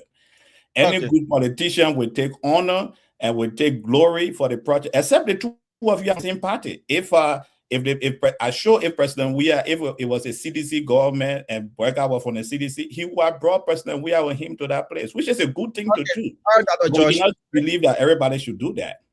Thank you very much. You kept dodging the question and using your political maneuvering to dodge the question, but that's okay. That's okay. We'll take what we can take from there. Let's go to Dr. Richardson. Dr. Richardson, what's your take on this? You muted, ma'am. Diamond, I spoke about that already. Yeah, I mean, you had let Dr. Richardson be there. What Dr. giving you the Okay, sorry about that. Dr. George and myself got carried away. It's to you, Tamba. Tamba, you came before Jacob, right? No, I think Jacob came before me. Go ahead, Jacob. What's your take on this from a CMC perspective? I said you had to be telling Diamond what he like or who he like on the platform. Anyway, go ahead. Diamond. Yeah. You know, sometimes some of us when I share my view here, people think somehow, but maybe I'm a little bit of a non-politician in that respect. Share your views. Yes. We come share our views free and void of any sort of interruption. So you're free to share your views. Maybe you might go on Facebook again and apologize. Who knows? But be free and share your view. This is my first appearance since I apologize. So let me enjoy my day in the sunshine. But then you should sing this song before you start. I'm a new creation. I'm a brand new man. Instead of singing for me next time. But that was a good one. Yeah, but let me say this. Our country has been through a lot. So for me, like every succeeding government, and this comment I'm going to make is almost connected to the first question you asked and we're rambling about. Like, I always think that one succeeding government, or the government always precedes the other one. I expect them, I wish them to do better than the previous. Because that's how our country will develop and become prosperous and successful. I always wish that Ellen had done better, would do better than Taylor. Joshua will do better than Ellen, and Joe Boyka will do better than George Weah. That's my natural expectation moving forward, because that's how Liberia will do better, despite all these narrow political differences that we have. Right now, Joe Boyka going to announce or dedicate a major development project, I would expect him to make reference to Mr. Weah or the previous government. Even if we don't call Mr. Weah personally, but the effort of the previous government. And I don't think people should be afraid, or Mr. Boyka or political parties should be afraid to do that. Because our emphasis is too much on the next election, and that tends to undermine all the great things that we need to do to develop our country. We should not be afraid about losing election the next time or not. It should be second division in terms of our expectation or what we focus on. Our focus should be on transforming the country and developing the country and taking the country to the next level. Our over fixation on the next election always undermine our collective ability or the ability of every particular government to deliver the goods that they need to deliver. That fear challenge the CDC government, it challenged proper presidential leave, it always challenged governments in the past.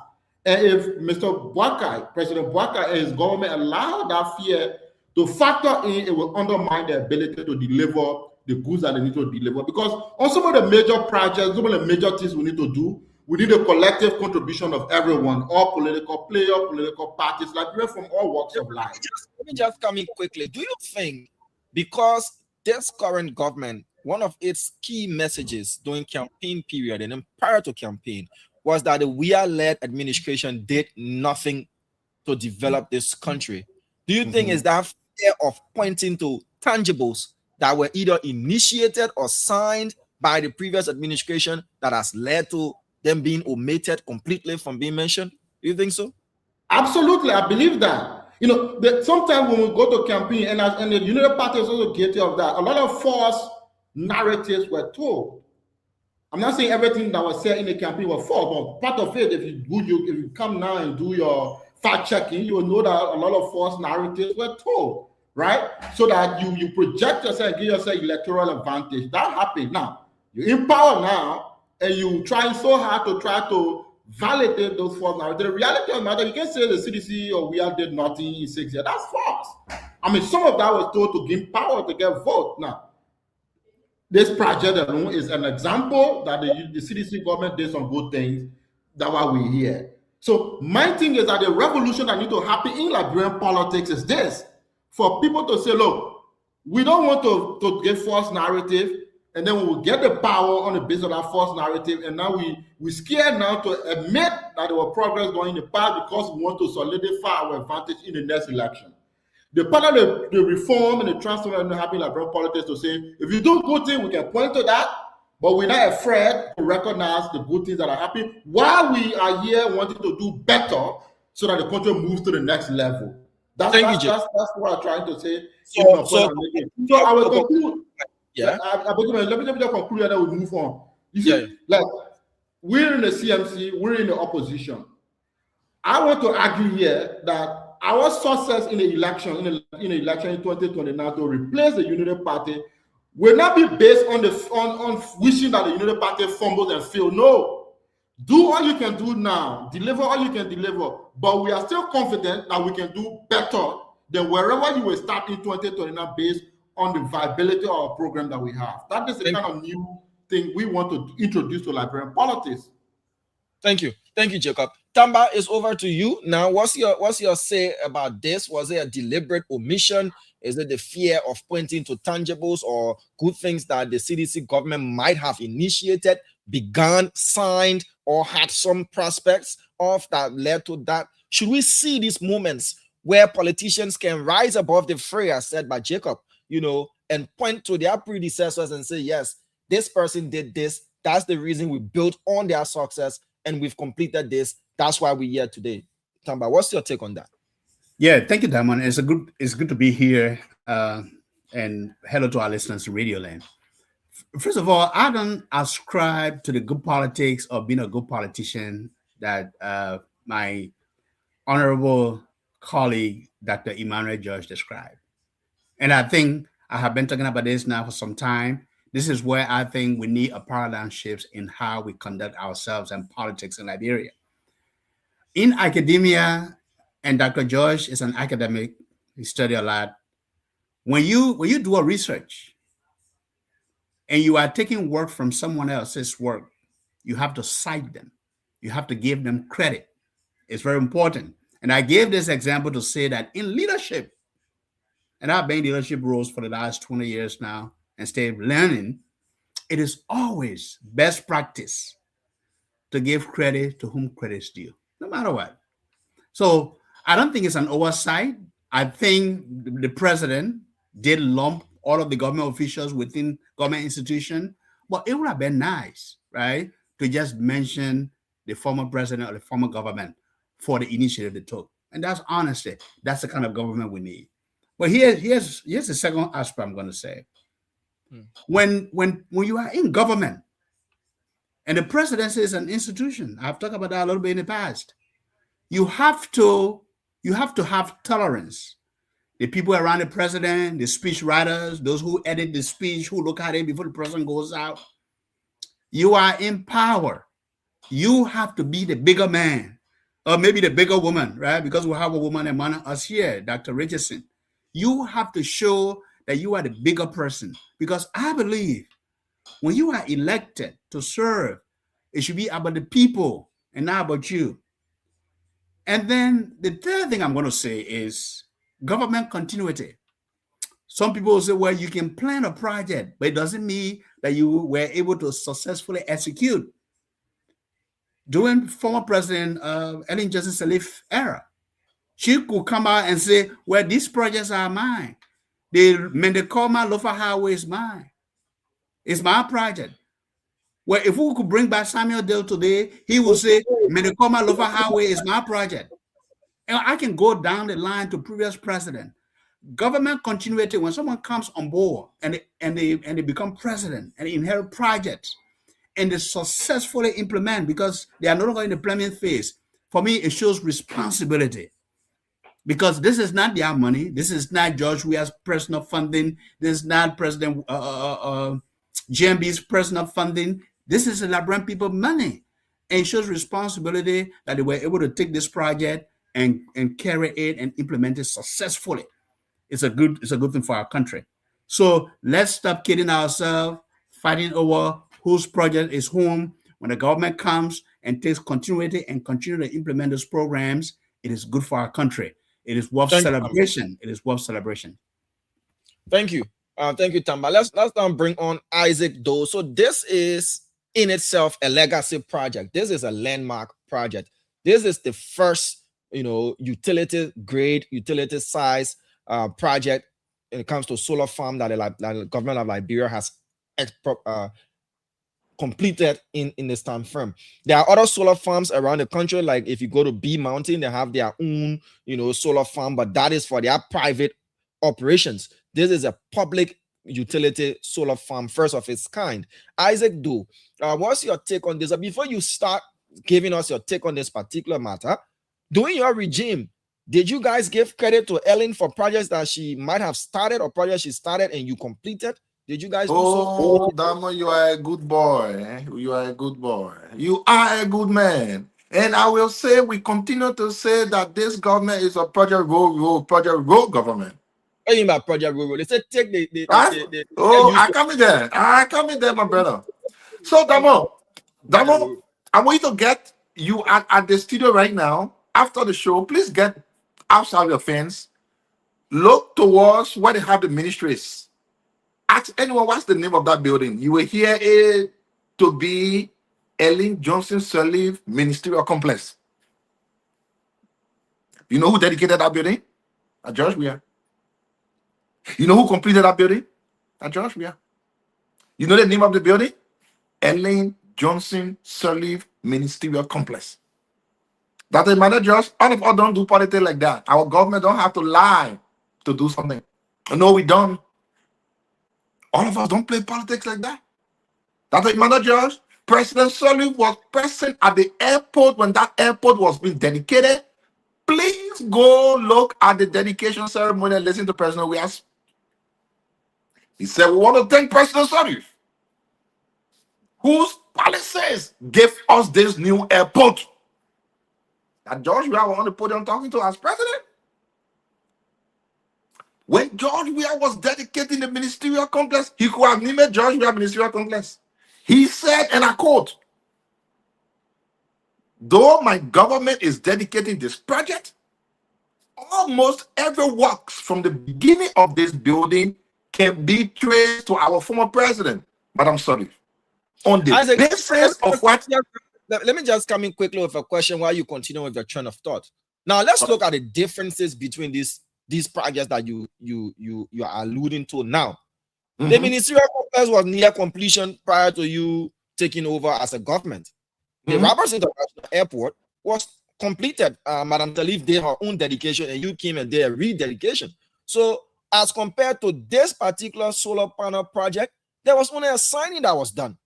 Money Capital in 2024 then signed the contract for this work to begin, and then President Bouakai in the same 2024 of October did the groundbreaking. So there is a difference between this and the ones you are alluding to, which the Liberian people could see clearly who started this. It was at the time you took over. What's your take on that? You can continue. VP Jeremiah Kum was dedicating a school building in McGibby, I think Nimba County. He was referencing J.J. Roberts, Edward Benson, and all those presidents. The building was completed, just waiting to be dedicated. Sweet. So it is not about editing. This government is just a government that just does not want our narrative that this government does not have the thing in the capacity. Damo, I've done it many times. Damo, do you know what it means to wake up from bed, look in the sky, think about something that did not exist, to put it in your head. Take pen and paper, develop it, look for money to implement. Do you know what it means? Now, do you know why CEOs are paid more money than the actual workers that do the work? Simply because the CEO is using his brain to develop that thing. If you know what it means to come up with a project that did not exist at all, you will understand that it is not an easy thing. Listen, when President Weah came, Omega Market was not anywhere. Somebody had to sit to think that, you know what, we want to take the rail marketers from there. We can't just take them and drop them. We need something to carry them to think. My brother, it's not easy. What we are saying is, I have a different version of government is continuity. I don't believe that government is continuated before an end means that government should complete. What I see continuated to me should be government should add. What does it mean? If George Weah government started a school building in Meriden County and they completed, government is continuated does not mean come and complete that school building. It only means come and have one more school building in Sano so that we get 2 schools. It does not mean the only thing you should do. You don't complete the one that's already near completion. That's what I'm saying. I am saying it does not mean only complete. That's what I'm saying. It means add on top. So guess what is this, my brother? Why didn't United Party come to power if the only thing they were to do was to complete? Even if President Bouaka had not won, if Mr. Cummings had won, the project would have continued. If Mr. Cummings had not won, had Senior Freeman won, the project will continue. So the question is, why did you want to come? We now ask the United Party to please go in an air-conditioned room, think about one project, develop the project, have project on your own. We beg you. Stop all day any project. Hey, Alan. The project for CDC. Now the question I ask you now before I move to no, it's not about CDC. The project is the Liberian Pope project. But as a government, you are put there to think on behalf of the people. So you are giving the reference as a person who brought that up. Isaac Do. Is this project a CDC project? Yes or no? The CDC government? 100 CDC project. 100 plus that's 10. Yes, George Weah and CDC. 100% plus that's 10. Oh yeah. President Bouaka now is enjoying. We finished cooking now. He's drinking soup. You know, he's enjoying the soup sweet. He gotta go buy fish. We go buy fish already. Tama is bad. It's bad, Tama. Isaac, let's go to Conor Gray. Conor Gray, you listen to Isaac Doe. At one point in time, he earlier said the project is the Liberian people's project. And then he comes back again to say it's a CDC project, but says government is continuity, but you should build, another to add. No. Man, you missing my whole statement, but anyways, go ahead. You come out to clarify it. Conor Gray, what's your take on this issue? Good day, everyone. Diamond, the problem with the former regime was that they did not do so well. So if they had done well, they would have said, we did this and this for the Republic of Liberia. It is rightfully in place to say governments can know it. To think that's why the people are doing vein project and they sticking the face of the president on those vein projects, i.e. buying buckets for Ebola or COVID equipment, they put the president picture, because that's the kind of culture we have in Liberia, and that is a funny culture. It's very laughable that anything built for the Republic of Liberia, somebody has to stick their image there so they can get future votes. That kind of mindset is what is extremely degrading for somebody to even be fighting to come back into power. So if you establish an architecture, you establish a developmental anything for the Republic of Liberia, must it be affiliated with a party in power? Were you not elected to come and work on behalf of the Republic of Liberia and you establish a structure? Must it be attached to you as you are the originator? Look at the kind of argument that if they started a project and it's unfinished, a project is not a project until it's finished. You want to talk about president who came to power and met project in transition and abandoned them? Matter of fact, they demolished some of them and rebuilt their own. This kind of mindset.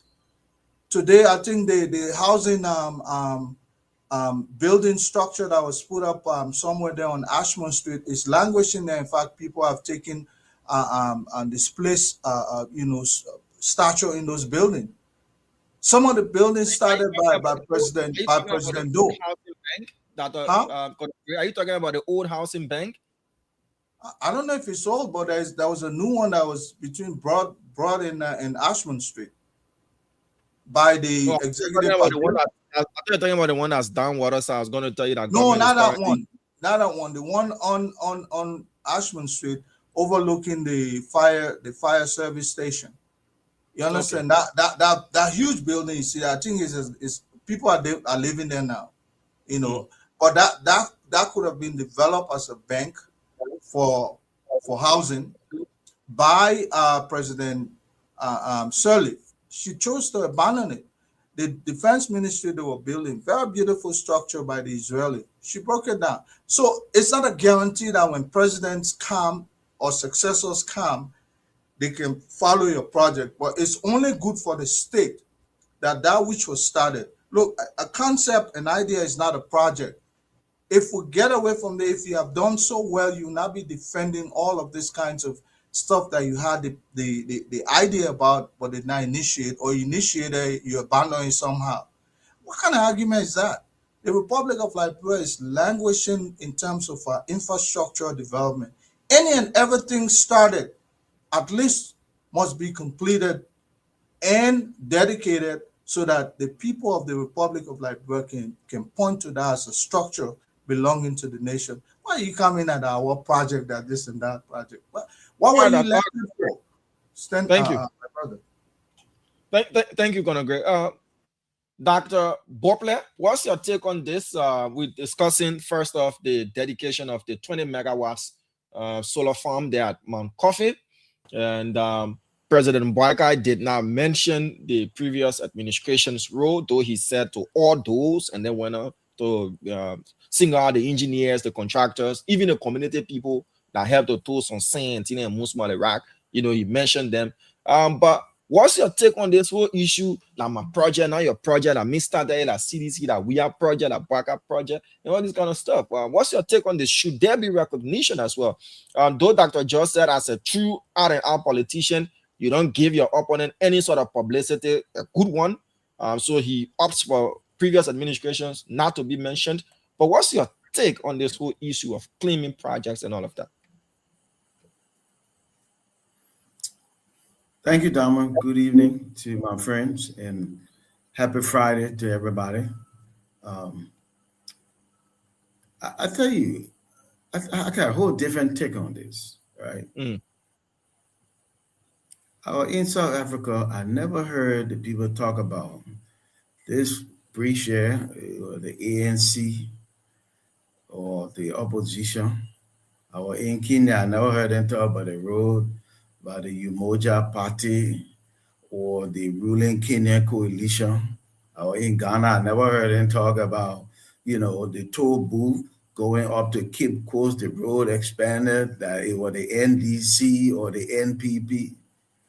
We got home, we're talking about who started what and who finished what. To me, we relegate the conversation when we ought to elevate it. What we should be talking about is, what do we have? A solar panel. What can it do? It can help us with the light. Is it going to be efficient? How is it going to be run? What's the management system going to look like? How many people are going to be helped? And we celebrate. If the president said thanks to all who helped make this happen, that's good enough.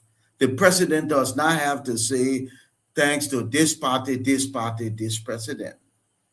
It is the progress of the people. The money spent for these projects are always the people's money, Diamond, and you know that. If President Weah were there, he started something, did it, God bless him.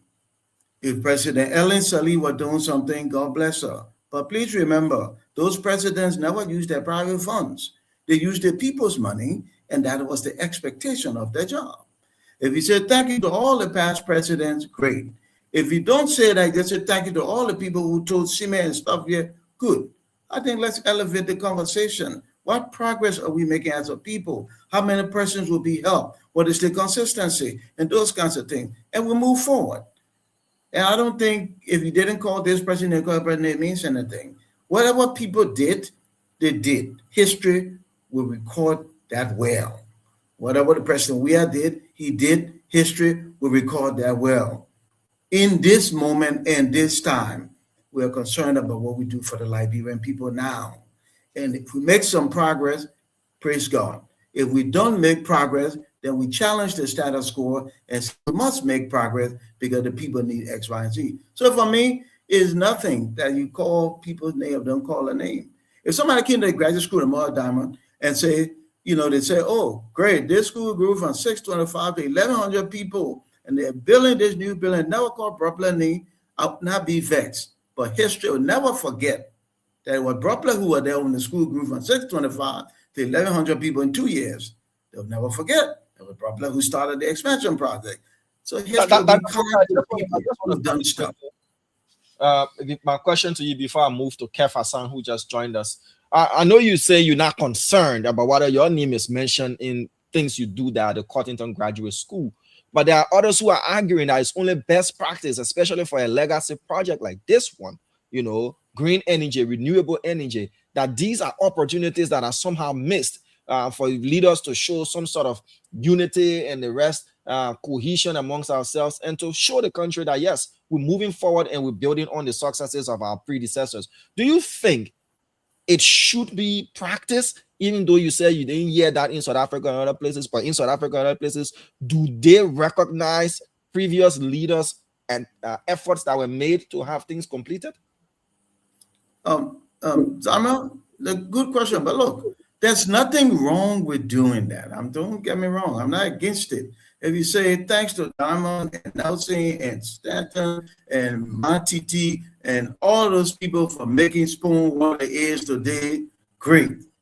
The point I'm making is, if you don't say that and Spoon is where it is, nobody who was connected with Spoon, heard of Spoon, affiliated will forget that there was a Diamond Slanger and the Nelson and all those people.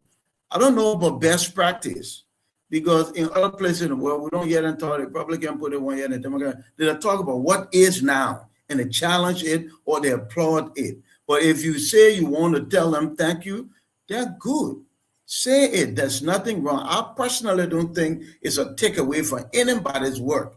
Look, every time a president stands up, man, you can't call all the name of the people. History will show that there's so many people putting their hands to the plow down to build this country. You got to stand up, got to thank everybody. Acknowledging is good. Acknowledgement is good. Gratitude is good. Do you think it's good? I agree with that. I agree. I already agree with you on that. All right, Dr. Bobla, thank you. Let me bring on Kev Hassan.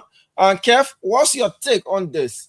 This whole issue of President Boyka's dedication today, the 20 megawatt solar full dedication speech. There wasn't a mention of your party, of your leadership, of your president, efforts that were made, even the signing and everything. What's your take on that? Let me say hi to everybody. You see, these are some of the things, listen to Dr. Bopler and Tamba, and these are some of the things that keep me up at night and worry about the future. Your own team, my man. You're not sleeping, you know what you can be up to. Don't come blame it on your friend. Please go to your... You know why?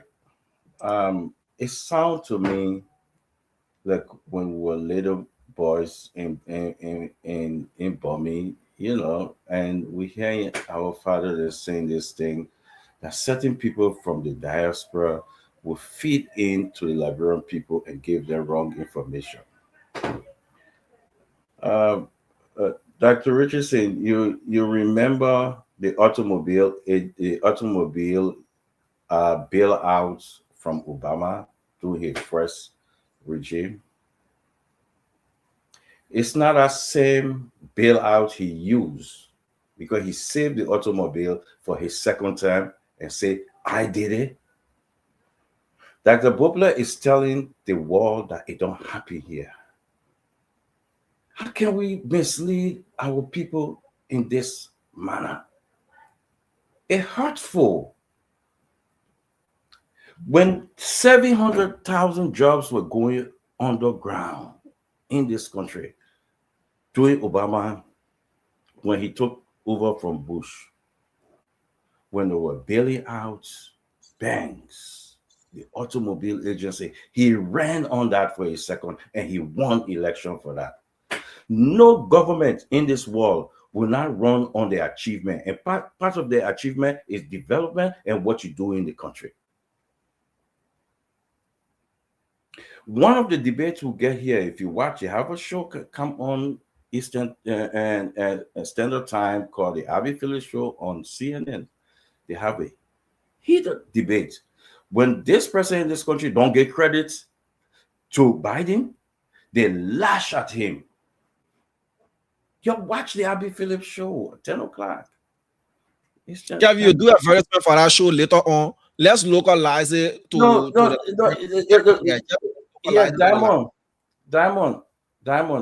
Diamond. The reason that we having this issue in the country because people will see the wrong, knowing that this president will not give the credit. Imagine if Joe Weah come and say, we'll take the credit for the airport. Dr. Bopler will be lashing. The ministerial building, they will be lashing. You don't do that. You don't do that. You can't claim something that is not your it's not your achievement. Yes, we know that government is continuity, but you have to everywhere in this world, every corner, you have to. If any person don't do that, the opposition lash. It happened in America. It happened in everywhere in this corner. For Dr. Bopler to say he didn't hear that, I can bring tip upon tip that Democrat is yelling at this government today. I can bring tip upon tip that Republicans is doing the same thing. It's doing the same thing. People run on their achievement. This is misleading. This is false. This is wrong. And what you're telling the Liberian people, and I'm ashamed of Dr. Bopler and them fooling the Liberian people, because nobody can call on the show will tell me that Obama ain't run on bailing the banks and bailing. For example, the Obamacare, he run on that. He talk about it. They show about America today, my man. They are affordable care. Why you can't find example in Liberia? You keep no, you know why? No, Diamond. Example for Liberia. But Diamond, you know why? You know why? It's based on Dr. Bopler saying that he said it never happened nowhere in the world, only Liberia, and that's why. I never said that. I never said that. I named countries where I went. I named that's not true. No, if you quote people, then be accurate. No, I live there. I live in America too. Yes, so you can't tell me you see in America. That's wrong. Bring the tip where the Democrats say, thank all the Republicans for the thing they did on the bridge. So you don't know that Obama ran on the automobile. Bring the tip. You don't know he ran on the automobile. You don't know that? Kev, let me just clarify, please. Damon, 1 second. So you please bring the discussion back home. Yes, I just wanted to clear that all the way so we can come home now. Okay, you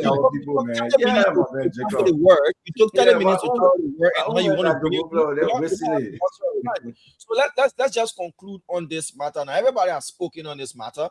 If you have any additional thing to say, we can take you for a minute, and then we'll move on to our next topic of discussion. But this is what can I make a small contribution, quick? Now, I think, and I will try by all means to try to rebalance the argument, right? I think the reason why discussion around who owns project between George Weah and the Unity Party. I think the reason why this debate is relevant, the reason why this debate is catching attention is because of what happened in 2023 and after 2023, to be honest, right? I mean, there was a popular narrative by supporters of the Unity Party who, and Dr. Gray and other than part of that, presented a narrative publicly that the previous government failed and did nothing. Now, if you now start to carry on projects that are connected to work that the previous government did, now, and you don't make reference to that because of what you said in the past, then people are now forced to now say, down, this the previous government did that, the previous government did this. And I think that is the reason why this discussion is coming up, because of our ability to, to falsify facts that happen in the past. The fact doesn't matter, and I later we'll talk about a project, it's not a project when it's completed. No, a project does not just fall from the clear blue sky.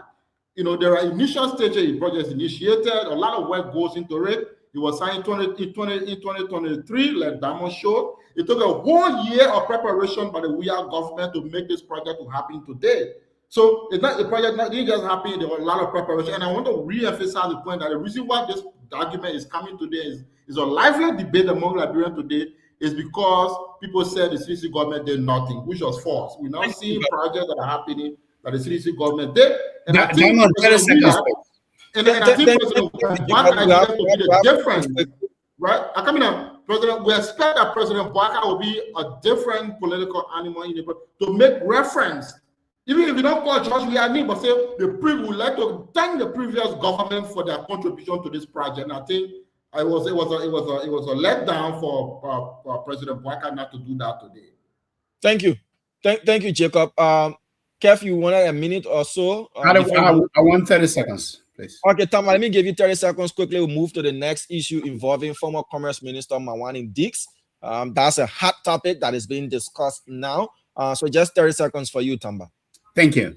And I started the best practice in my first go at this. But here's the difference, right? And I understand the opposition anger of not being mentioned specifically. The president is a government institution. But you can have a plan, and I know this was signed, and implementations are two different things.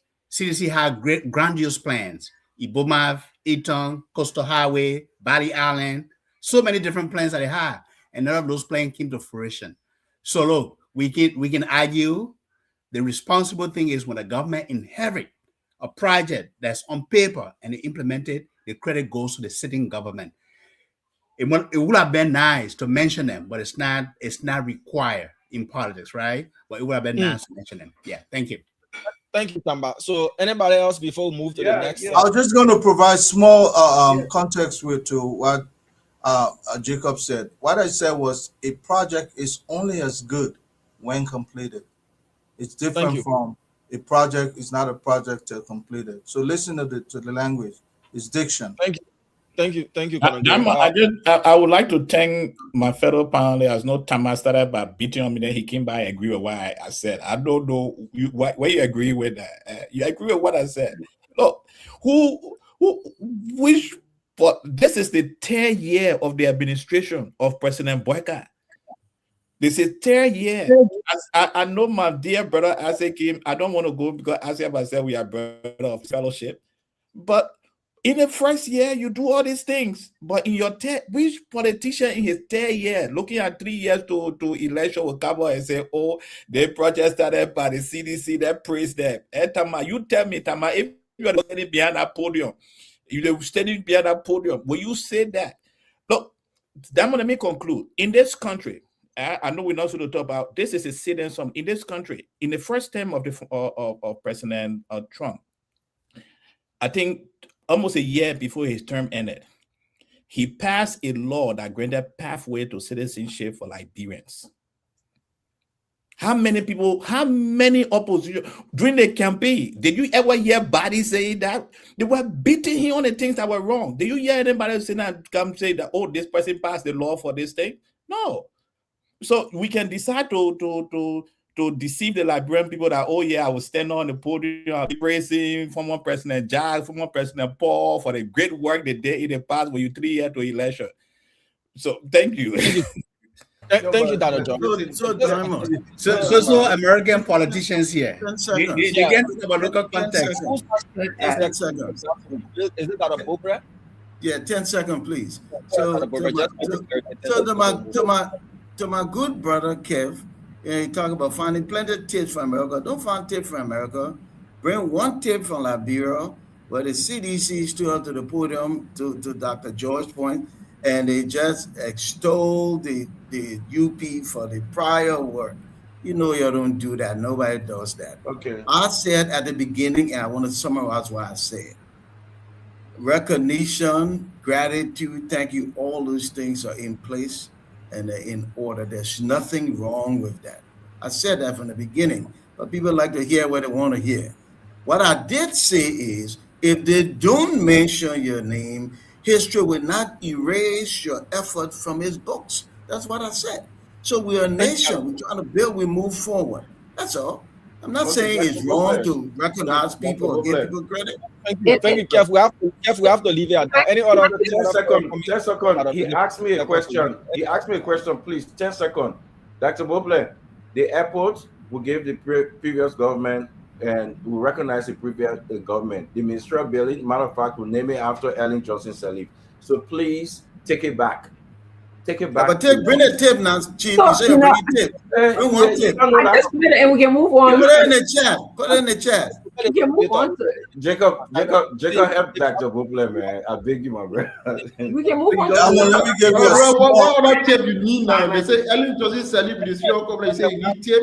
Exactly. I just wanted to add, I think that Liberia is such an interesting country. We have to look at our history, so we can only, in some ways, compare Liberia to Liberia, as opposed to, yes, if we're making a point, we can, I try not to compare Liberia to America, Liberia to any other country, because Liberia has an interesting history. And if we look at the whole issue of unity in our country, I think that it's important to recognize people or show gratitude to people or acknowledge them, especially when they are, when they started a project or when they were in previous governments. So that's what I think about the whole issue. Dama, I have one small question for you. We have to move forward, please. We have to move forward, guys. Dama, I have one small question for you before you move forward, please. Question for who? For you, sir. Yeah, go ahead. Have you ever heard this quotation, when I hear to bury Caesar? When I hear to praise Caesar or to bury Caesar? What do you think that the meaning of that quotation? I'm not hearing you. The network, maybe your voice kind of distorted. There's also a saying, they say, give to Caesar what belongs to Caesar, and to God what belongs to God, right? And to what Jacob is saying, I'm not. There's a say that says, "I'm not here to praise Caesar, but to bury Caesar." Do you know the meaning of that? It depends on which angle you're coming from. There is a mention of Caesar in both cases. If you are a revolutionary and you came to bury the history of Caesar because you don't want to mention that Caesar did anything good, so that you don't look bad, you will go with the one that says, "I'm not here to praise Caesar, but to bury him." So you do everything to bury his legacy. That's what government. But if you are in it to show that yes, Caesar did contribute, and you give him unto Caesar what is Caesar's, and you take what is yours, that again is another approach you could use. So depending on which angle you're coming from. But at the end of the day, we need to graduate from this, whose project it is, whose project is not, and all this kind of stuff, and let Liberia benefit. But there are also opportunities that we can show some level of unity and political maturity, wherein if your predecessor played a pivotal role in signing this landmark agreement, this is the first public utility solar farm, 20 megawatts. It's a Liberia win. So if you were to take the politics from there and say, okay, to the previous administration who signed this in Sierra Leone or who made this possible and we implemented, it's clear. There was not a single solar panel at Mount Coffee when we went there. There was only a signing that happened in Sierra Leone. Yes, the government of Liberia signed and was allotted 96 million hours of the time. Morning Capital in 2024 signed a contract with this implementing firm, and then President Boakai did the official groundbreaking ceremony and subsequently the dedication. Yes, the money was allotted. The project kicked off under the United Party government. Depending on which of the political ideologies you come from, you could either bury Caesar and not praise him, or you could give unto him what is his. By the end of the day, Liberia wins in this thing, and sometimes it's good to exercise some level of political, tolerance as well. So move to the next issue on our plate, and that has got to do with the former commerce minister.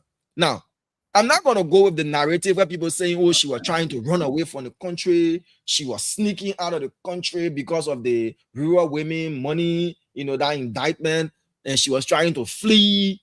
I will go with the narrative where she has been asked by the court to go to medical, facilities in Liberia and do a test, do all of the tests and everything, and the result be given to the clerk of court of criminal code C to make sure that, there is need for her to travel out of the country. And this is the court document, and this has got to do with former commerce minister Mawani Dix.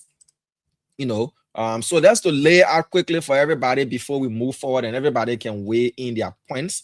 So Mawani Dix, the former commerce minister, according to the Asset Recovery and Property Retrieval Task Force, is an indictee.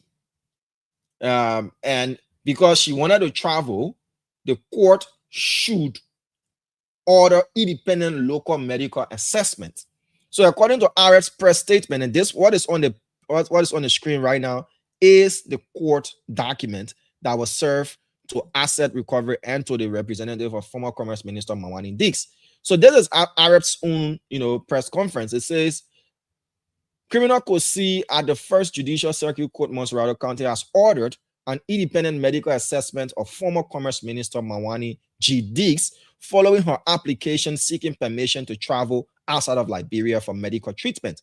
So the former Commerce Minister is the movement. If you're looking at the document, it's in the group chat, so you can look at it as well. She is the movement. She prayed the court to allow her travel, and Asset Recovery resisted that, and the judge ruled that the former commerce minister should do independent medical assessment in Liberia.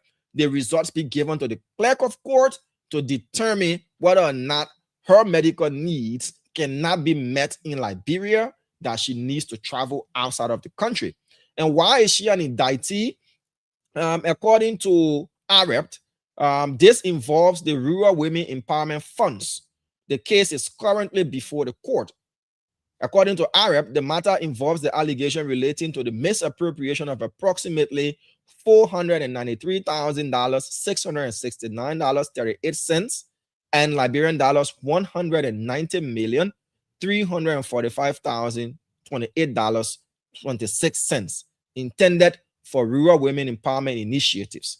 So 8 individuals have been indicted in connection with the case and are charged with offenses including theft of property, economic sabotage, misapplication of entrusted property, and criminal conspiracy. So the court has said Mawani Dix, should go through independent medical assessment, and then the result will be given to the judge, and it will decide whether or not she needs to travel out of the country for medical tourism, if you want to call it that way, or medical attention. Now let's go to this issue here quickly. Dr. Richardson, you were the first on the program. There are those who are saying, had we invested in the country, we wouldn't be flying out every minute to go for medical attention and everything. But those who are also saying that this is a cover-up, for the former commerce minister to leave the bailiwicks of the Republic of Liberia to avoid this case and this trial. What's your take on this? Remember, though, she's entitled to her health, care and all of that as a person. That is her right to live as well. So, Dr. Richardson, let's hear you out on this. Yeah, I will agree with anyone who says that we should have invested, or people in government, previous government should have invested in the healthcare system. But we know how deplorable our healthcare system is. But on the other hand, to tell you the truth, Diamond, when I read her situation, I ponder upon her issue, and I had mixed feelings about that. Number one, I thought about, your health care is kind of like a personal thing, a personal choice, and you always want to make sure that you are getting the best of care. But on the other hand, when I take my emotions out of it, okay, which I believe that we should take our emotions out of this. This is not an ordinary situation. It's not like an ordinary Liberian situation who say, I'm entitled to health care. She's involved in a legal system. And so the legal system should go according to its rule. If the rule is, we have to recommend you going in country because we fear that if you go out of the country, you might not return, then, that's kind of what the rules should be for her, But I do know there's, there's healthcare system in the country that are good. You guys mentioned it. I think it's called Jamil Hospital. That's I've sent my relatives there a lot of times when they're not feeling well. There's also other different types of clinics that I've sent my relatives to, and I think we've gotten the results and have done a comparative study with the doctors here and the doctors from that hospital, and it seemed to be speaking the same language to us. But I think in this case, we'll stick to what the legal rule says. I would take my emotions out of it and stick to what the legal rule says. Thank you. So for your submission is that once she's under the jurisdiction of the court, she must provide the medical records, the assessment to the court to determine whether or not there is need for her to seek treatment abroad, and it's grave enough that she seeks treatment abroad. Is that what you're saying? Yes, that's what I'm saying in many words. Thank you. Thank you, Dr. Richardson. Dr. George, what's your take on this? Others are saying Mawani Dix trying to escape the Republic of Liberia using medical reasons, and now the court has said, yes, in order for us to make a determination, this is what you need to do. Is that best practice as well? I know you were trying to make allusions to what happened in other parts of the world and rest of Texas, but let's come back to this. What do you make of this? She's got a case, and there is also one brewing again with the whole 20.5 million subsidy and all of that. What's the take on this? Yeah, I think the former commerce minister have a situation of corruption. It's a very serious, there are serious charges against us, $1.8 million allegation, and a $25 million allegation that is hanging over her head. I think the court was fair that there should be an assessment in order to quell some of these rumors that is going around the place that she wants to run away from an investigation. So asking for an assessment by doctors in Liberia to see whether she needs treatment out of the country, I personally believe that is fair. And I also believe that after the assessment, she should be granted the opportunity to seek medical treatment. I don't know. I believe she carries a Liberian passport. She's a Liberian citizen, so she won't be running to a second home. That's my opinion on that. I don't know her well. I know she carries a Liberian passport. She's a Liberian citizen. So after her treatment, she will return. Most of the countries in the world, they are not that friendly with having foreigners stay in their country for a long time now. So we are in a different geopolitical time in the world. So if she needs treatment, I believe she should be granted a permission. But this is a lesson for every one of us, and that's where I will conclude.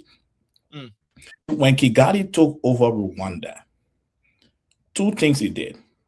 He told his ministers that if the education system here in Rwanda is not befitting for your children, don't serve as minister.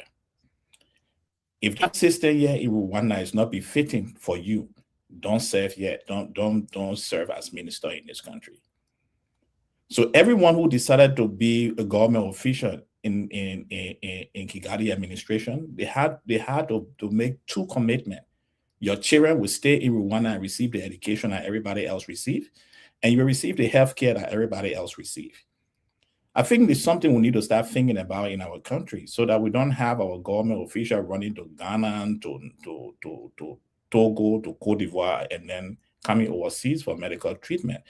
Because we spend so much time leading the country and we leave all the medical facilities dilapidated because we do not go to those places for treatment. Our children do not go to those places for treatment. But again, I believe that after the assessment, if the doctors believe that the former minister should seek further treatment overseas, she should be granted that opportunity. I also agree with the court that there should be an assessment in Liberia first. Thank you, Dr. George. Let's move next to Jacob. Was it Tamba or Jacob? I keep missing who came first. Yes, it's me. So go ahead, Jacob. So I think the judge is doing the right thing, Judge Feka, right? To ask for an assessment, an independent assessment of the situation. I think he probably following the protocol. However, I think she should be granted an opportunity to go and take care of her health. For me, that's so important, you know, like if she's unwell and she needs to get care abroad, I think the judge should allow her to go, and I believe they will allow her to go. This is different time in history. Nobody running away anymore in the world. Way back 1916, people were running away and stuff. You know, she's going to come back to Liberia, and then she will face her accuser. So this is a matter of personal health, and I think that should become primary. And the case, in my opinion, should be secondary, especially.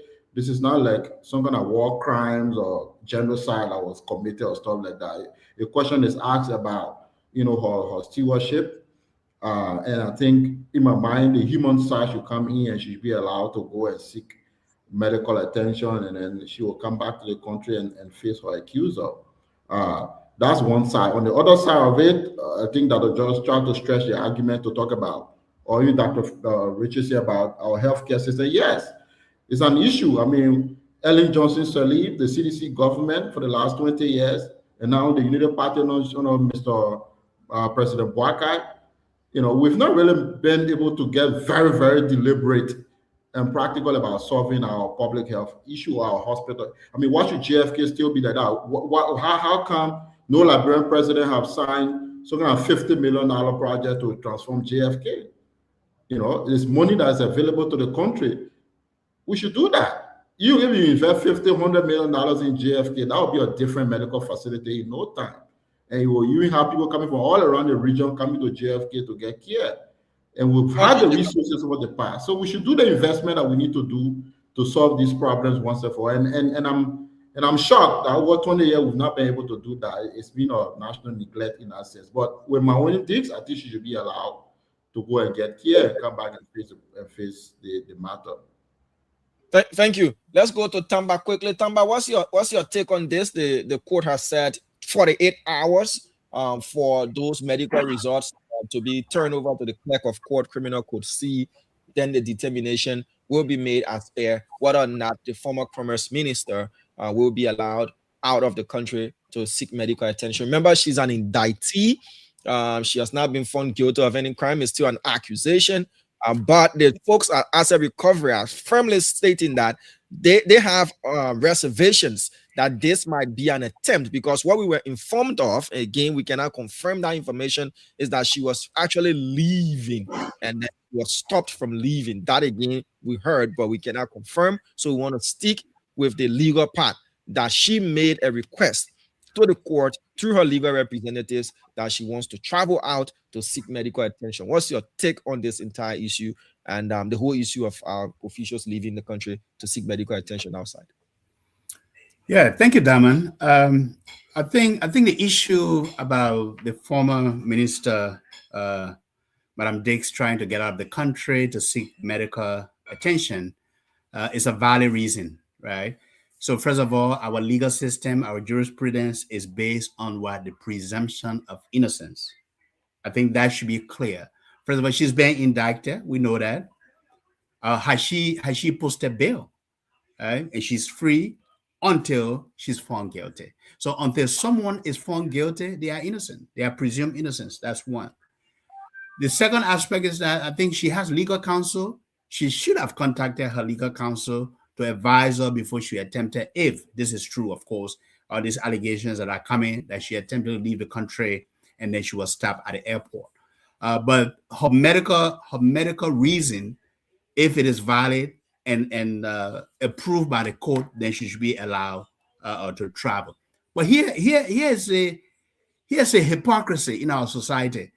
And I know Dr. Richardson and Dr. Emmanuel and Jacob alluded a little bit about it, and I agree with them. But it is a hypocrisy in our society, in the Liberian society.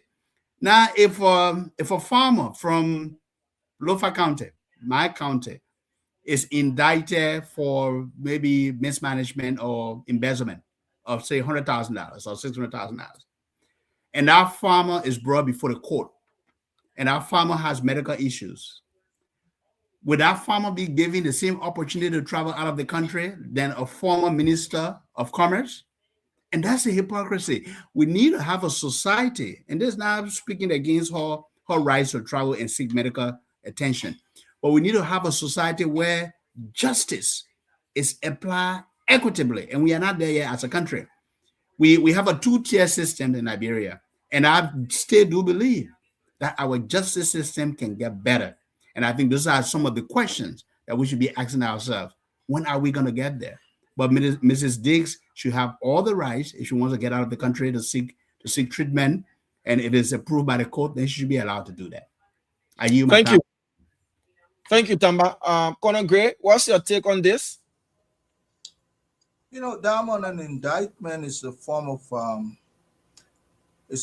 a legal initiation. Once you are indicted, it means you cannot leave the jurisdiction unless you are granted permission to do so. The fact about the matter, they said she was indicted, which means she might have faced preliminary investigation to accept or reject the charges. Then the second step from that is to go to court. At the same time, if you leave that jurisdiction, you're at flight risk. So, and you just proven that you are at flight risk.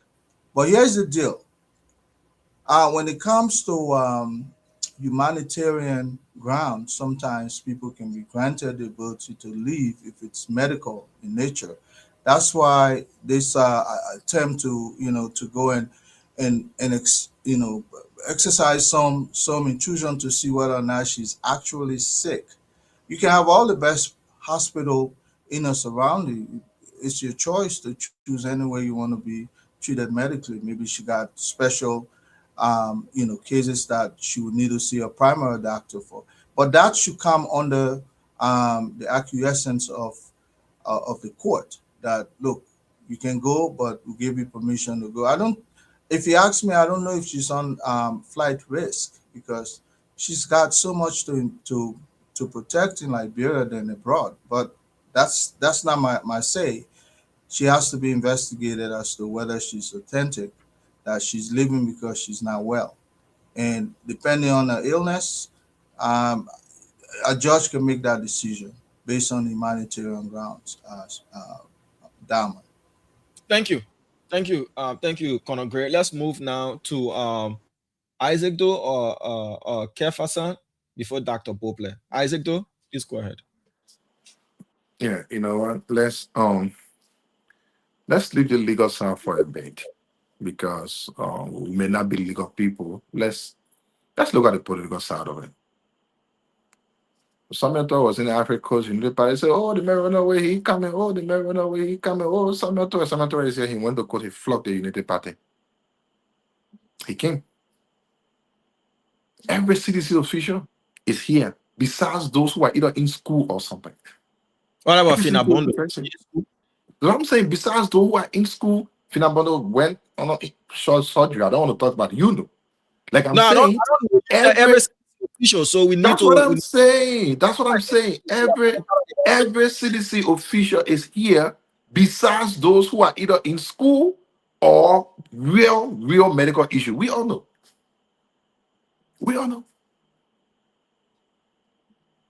But let's talk about Samuel Toy. This very same narrative from the Unity Party, we heard it before. Oh, Samuel Toy, he run away. Oh, Samuel Toy, he took play, he can't. When he came to this country, President Boaga dismissed Zago and said, "Why Zago didn't got the man?" He went to court, he fucked the government. He fucked the government in court. That's the same thing I carry on my winning. Just to correct the fact, there is nothing on my winning about $25 million rice. right? so It should not go in. 2025, the investigation is still ongoing. She has not No, been it going indicted. nowhere. No. I'm talking now. My own thing I'm saying that more. You provided information, we want to show to moderate the information. So we have to, Right. You can moderate the information, but as a person, I'm saying it ain't going nowhere. Because why? Listen. Let me tell you, the asset recovery guys, for some reason, they didn't see the need to do a little due diligence before coming outside of the public. So after they actually got all of the evidence of what happened, they all backed off. So right now we all know it will be, kind of about it's done. It's not going anywhere. But let's talk about the one that is there. Mawane Dix has been a very, very sincere open woman. She has hidden nothing. She's been into the country. She has submitted herself to any questioning. Even the asset recovery at one time refused to accept the written statement on the rights issue from Mawane. Think about it for a second. Somebody say, I want to put myself on record. The person say, no, we want it, don't put yourself. Because what they know is a cartoon case they kept always say. They don't want to go there. We have evidence, we have precedence of these things. Samuel Twa is one. Unity Party says Samuel Twa ran away, he coming back. Samuel Twa is here right now. He went to cook, he flocked the Unity Party. Samuel Twa was 6 million. Like my one, I'll say 1 million, 8 million, she going somewhere. Or the woman get or children or family or everything like that. I don't know if it's George who will determine if someone is sick or if they're sick. I don't know if the judge now going to be seeing what sickness she get. I don't know how it works. That's what I want. I don't want to go to the legal side. But the truth is that the woman will do nothing, come back. Nobody running away from rescue. Everybody knows rescue can lie. Everybody don't follow the truth already. And so let's stop making police like you go. I know there's nothing there. Thank you, Isaac. Though, Dr. Bopler, it's over to you. Then Kev Hassan, what's your take on this? The former commerce minister made a request to go out of the country to seek medical attention. The judge, in his wisdom, Judge Usman Fakai of Criminal Court C, have said, look, go and do an independent assessment and bring the reports to the clerk of court. That will be submitted, and then a decision can be made as to whether or not there is a need for you to travel out of Liberia to seek medical attention. Dr. Bopler, what's your take on that?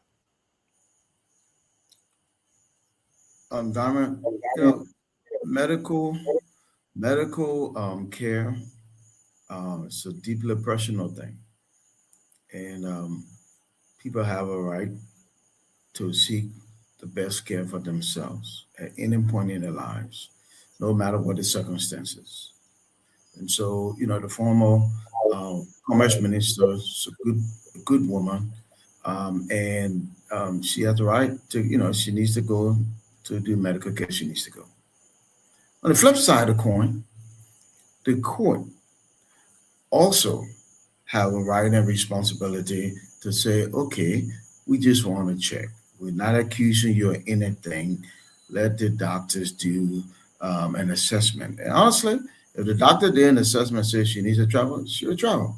If the court has said, no, you can't leave the country, I would be concerned. But they're trying to do their due diligence. And, if the doctor says travel, she'll travel.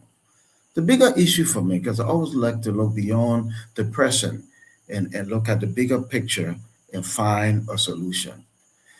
Diamond, just last week, a young 29-year-old doctor, Marianne Smythe, died in this country, went to medical school, and was serving her country. And in a country like the U.S. and other places, be making buku money at her young age. She wanted to serve her country. But do you know that she was not getting paid? Do you know that she was waiting to get on the payroll? Do you know that there's so many nurses and doctors in this country where we say healthcare is a priority, that they're waiting to get on the payroll? But if we have a trip tomorrow, we'll buy everybody's ticket, we'll put in the hotel, depending on which country they're in, and we'll get in a DSA. The time has come for us to just let our actions speak for us. If healthcare is a priority, then we should put the money there. Our hospital can't be dilapidated forever. It needs to come to a place where we can just go to a Liberian hospital like the people do at Kolobu in Ghana and other places. So let's use these opportunities to fix the hospital. Paul Kagame was right. in Rwanda and help to change not only what the government would do in terms of providing, but it change the perception of those who work for the government. Here we talk plenty, but we don't act. We can put the money in the hospital. We got it. Because when other things come up, we don't spend the money. But a young doctor died, and I can only bet that the stress of not having a salary contributed to her early demise. And here we are in this country, $200 million kid that we're not expecting. You couldn't put that one straight to healthcare. You can't take $400 million and put it to education, and we say that's a priority. You want to know my priority? Look at my checkbook. Look at my Momo. You will see. Look at my SendWave. You will know my priorities, because your priority is where you spend your money. The time for talking is over. We need to act, and we can make healthcare a priority in this country. Thank you, Dr. Popper. Let's move to Kev. Kefiko, what's your say on this issue? Mawani Dix, the court has said, do an independent, medical assessment, bring it to us, and then the determination will be made. Go ahead. What's your take? The court has no right, the judge, to ask for medical record unless that particular case, that particular medical record is pertaining to the actual case. And even that, they will subpoena that record. Somebody's sick, they want to travel, the court is asking, let's see all your diagnosis. Let's see if you have X, Y, and Z. All the court need is for the doctor to write a letter and say, yes, this person is sick, this person wants to seek medical, and this person was under my care, X, Y, and Z. I repeat, the court cannot take anybody medical or say, go bring your medical record so I can look at it, the clerk can look at it and see if the person get malaria or this person gets a terminal illness, this person get this. That's the person's private right, unless that particular and medical record is pertaining to the ongoing case, that case. And that they will subpoena it to see, so, in time of, let's say in time of rape and the person get and certain a disease or this, a check, all that, the person sues, so they can subpoena that medical record after the test to see the result and read the result and all that. So there's no way. It's strange time in Liberia. Secondly, this Mawani stuff, right? This rice business, it's been lingering around the country for long. Mawani could have left Liberia long if she wanted to run away, but she stayed there. It was there. Before this case, that strange case of that arresting is strange to everybody. Not the rest on a case here. This is the case of the rural women. The rural women case, the whole 1 million case. All the rural women reached to 19 years is still in investigation. So the rural women case, so the 1 million, right? All those things, it been around. She will run away and go and leave everything in Liberia. I think is what Martin and others are doing. They're just feeding red meat to the base. Red meat to the base. You understand? I guess all the document and everything Mawani get, they refuse to see it, and they just want to send red meat. But this is not and anything to say, let's see the person medical record before we can grant you. All they need from the doctor to confirm that this person, what they need to confirm that what the person going to do or asking for, we in Liberia cannot provide it.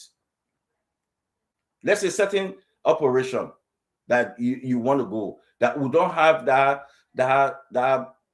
we don't have that standard in Liberia. We don't have that equipment. We don't have that the hospital in general. Yeah, We don't have the I facility.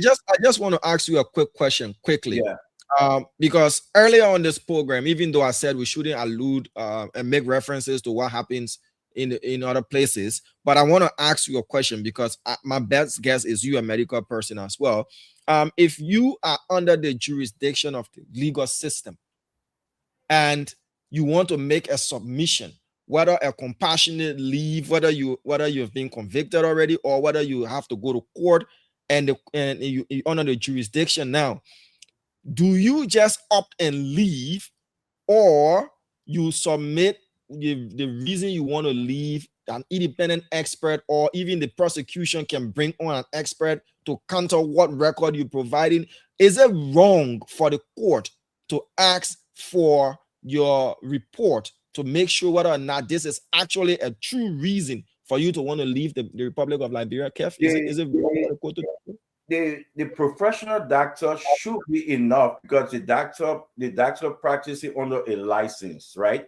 If they come up will fix something, it could affect the license, right? So if the doctor come up and say, this person is under my care, but we don't have the facility in Liberia to treat X, Y, and Z, don't go into the person diagnosis. You just say, we don't have the facility, so the doctor recommend for the person to seek medical treatment overseas. The doctor have to state that. Not the person will say, I want to go because I'm sick. It got to be the doctor. So the person cannot come and say, oh, I get malaria, I want to go to JFK, I want to go to Ghana. That is not enough for the court, right? But if the doctor say, this person under my care and we don't have the facility, we cannot treat this person here, and our doctor recommend for the person to go seek medical, the court should grant it. That's enough. Okay, Kev. So the court shouldn't do any sort of due diligence to make sure that all of these things. It's the person right. The person right to the person diagnosis. Whatever sickness the person get is the person right not to expose it. In America, they get what they call the HIPAA law, right? And you can't just get up and just push the person. The court got to subpoena it. The court needs to subpoena that document. So in this, just to conclude on your point, Kev, are you saying Judge Usman Fakai of Criminal Code C is wrong? He wrong to ask for the diagnosis. He's right. He didn't ask for diagnosis. The document is there. Okay. He wrong to ask for the medical record. Independent report that whether or not this person should leave the Republic of Liberia. When you say independent report, okay, when you say independent report, what that means, that is something from the doctor should confirm that she's not well. If that is, then he's right. That's what the judge is asking. He's not asking for this. Exactly what the judge is asking. Yeah. Asking for medical clearance. Not asking you can for ask for police clearance, you can ask for medical clearance. Before you a certified doctor provides an independent report and assessment whether or not this person needs to leave Liberia to go and get treatment outside, not the that's the doctor to come and clear and say, look, like what I said, the person is under my care, X, Y, and Z, the person want to go sick. If that's what the judge is asking for, it's within the law. But now a doctor though, it says independent. So both the movement and the respondent will either select, an independent person to conduct that. Well, that's why the judge is pushing the envelope, because the doctor, her doctor, right, is a licensed doctor, right? That should be enough. That's where the politics come in now. That's what the politics come in. All right, so guys, Kev has turned this whole thing around, so I want to go around the table one more time. Anybody who wants to make a point, is it wrong to ask for an independent report? Because if you tell this person to go to their own doctor without a second opinion, there is a possibility that your doctor must side with you to let you leave. Is it wrong that the judge is asking for an independent, report whether the movement, any respondent can select one person, or whether or not the movement will provide and the independent person reviews it and say, okay, yes. Let's go around the table. Kev is saying that the judge has pushed the envelope way too far, and it's not right practice to do so. I'll start with you, Dr. Richardson. What's your take on that? You in the field, do you get second opinions from independent folks? Yeah. Yes, independent is the key word here. Someone who won't be easily influenced, someone who will be more objective about the symptoms that will be presented to them. Especially for psychological symptoms, we do that all the time, you know, especially if you suffer from dementia or Alzheimer's or whatever, you always get several different testing. But the key issue here, as we have, I said, Madam Dix is no ordinary citizen. I think I want to sort of support what Tama Gellas said. If we were to, you know, ask someone from, you know, Magibi County who's working on, you know, somebody's farm, would they have the option to be able to leave the country to go for medical care? They won't be able to afford it.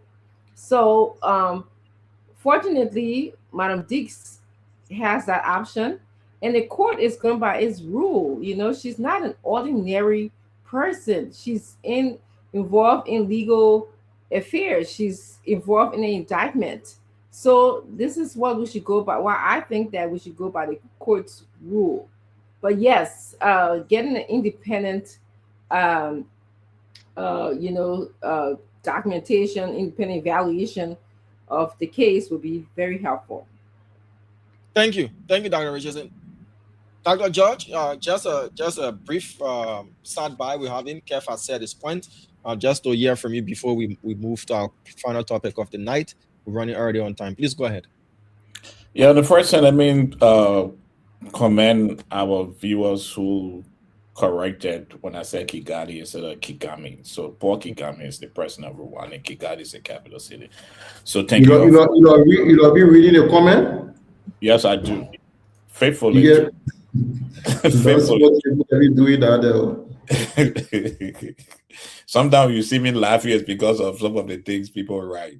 But I think it's two ways. I'm currently in a drug treatment, right? I have patients who come to see me who have probation officer having warrant of arrest out for them.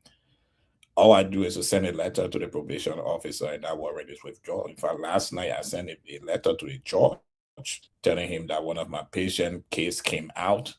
I read the docket last night, and the case is continued until he gets out of here before he will be called for hearing. So I think it's both sides, right? That's what I do most of the time. A lot of my patients come with different kind of records on them.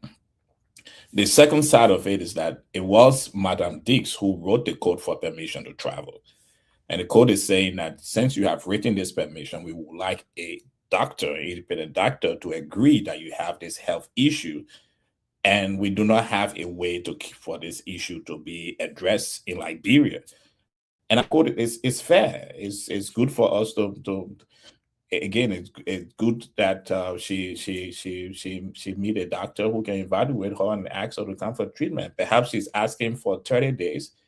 An independent doctor may ask for her to have 90 days or 180 days so she can receive the treatment she needs. So I think the judge is saying, in my mind, the judge is saying, well, I can grant you this, but I would like to hear from a second person. But definitely, again, I said two sides. I write judges almost every week, and probation officer, parole officer every week with people who have warrant out for them. And it's honor. So it just depends on how the case is. Thank you, Dr. George. Tamba, Jacob Jala Tamba. Then we move to Conor. If he's got anything to add, Dr. Bopler, and subsequently Kev before we close the curtain in this. I think I've said my point already on the matter. Thank you. Let me just add quickly then, Diamond. I think, when you look at this from the court standpoint, right? The court is saying, given the society we are in, the court is saying, hold on here, Madam Dix. You brought this letter. You want to get out of the country. Your doctor probably sent a note to say you need to go out of the country, but you are under the jurisdiction of the court right now. You are being indicted. So hold on here. We are in a society where it is easy for money to change hands.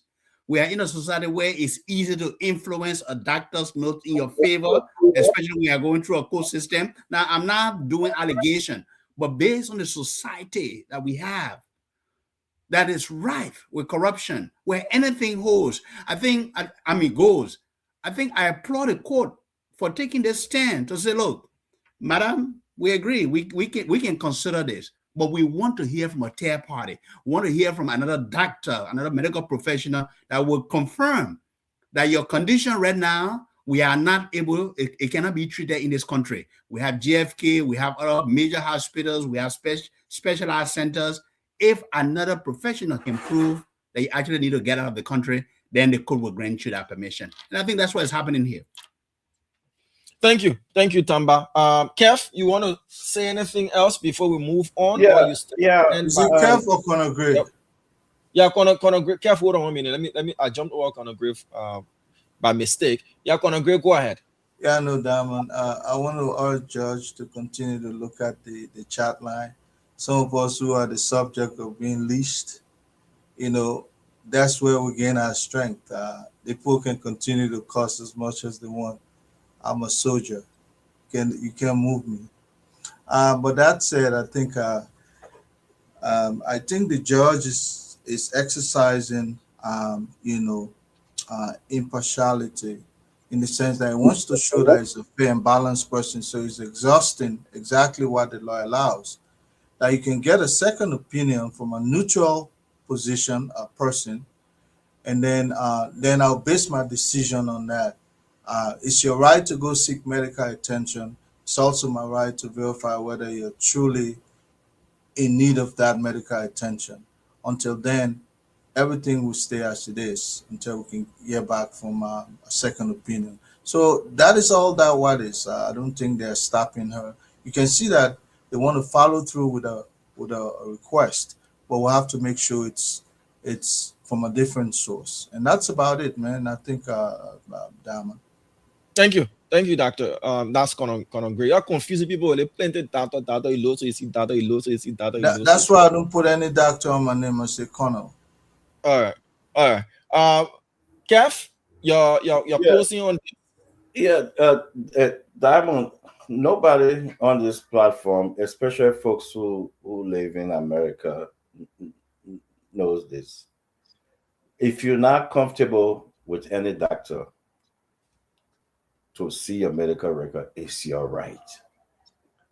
So for the court to say, Dr. George know that, Dr. Francine know that, Tamba know that, they know that, the guys know that, they know that.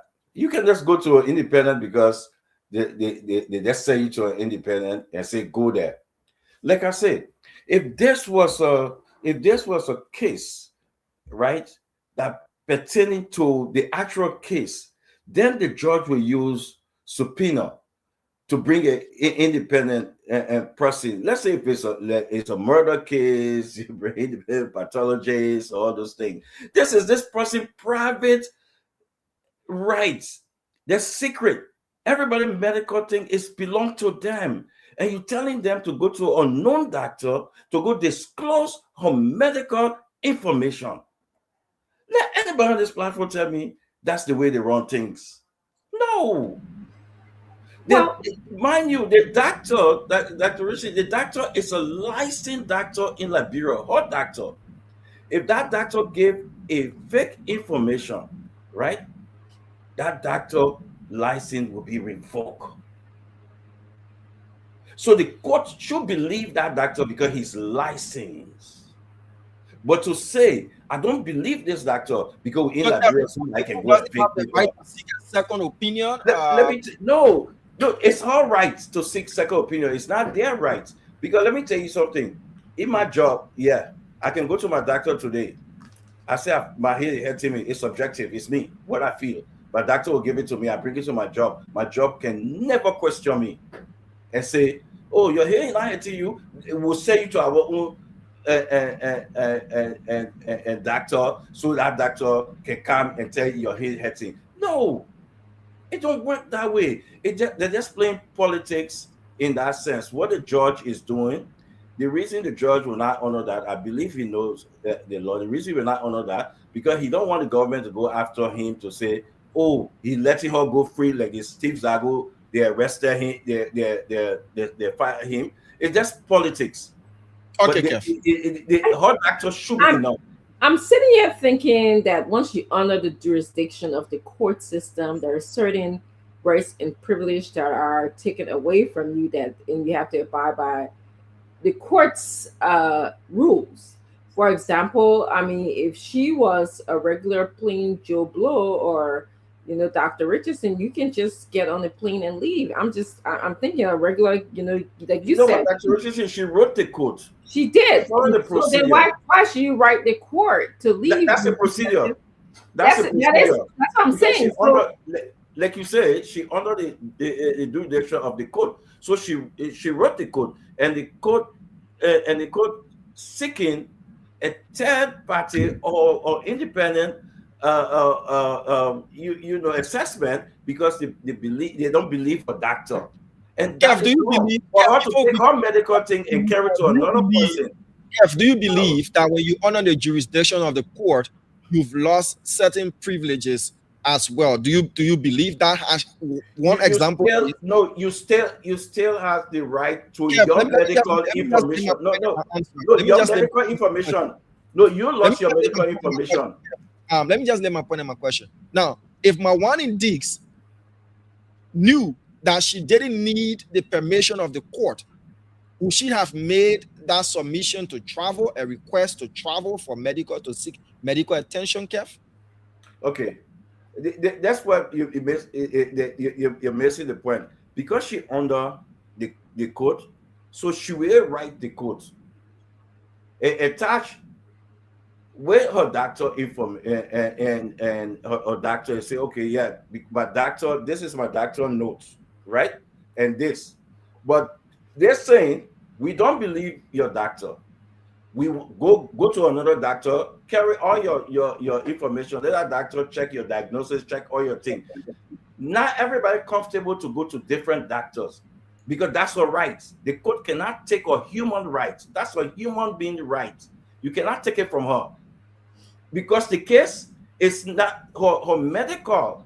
It's not pertaining to the ongoing case. If that thing was pertaining to, let's say, for example, if it was a rape case, right?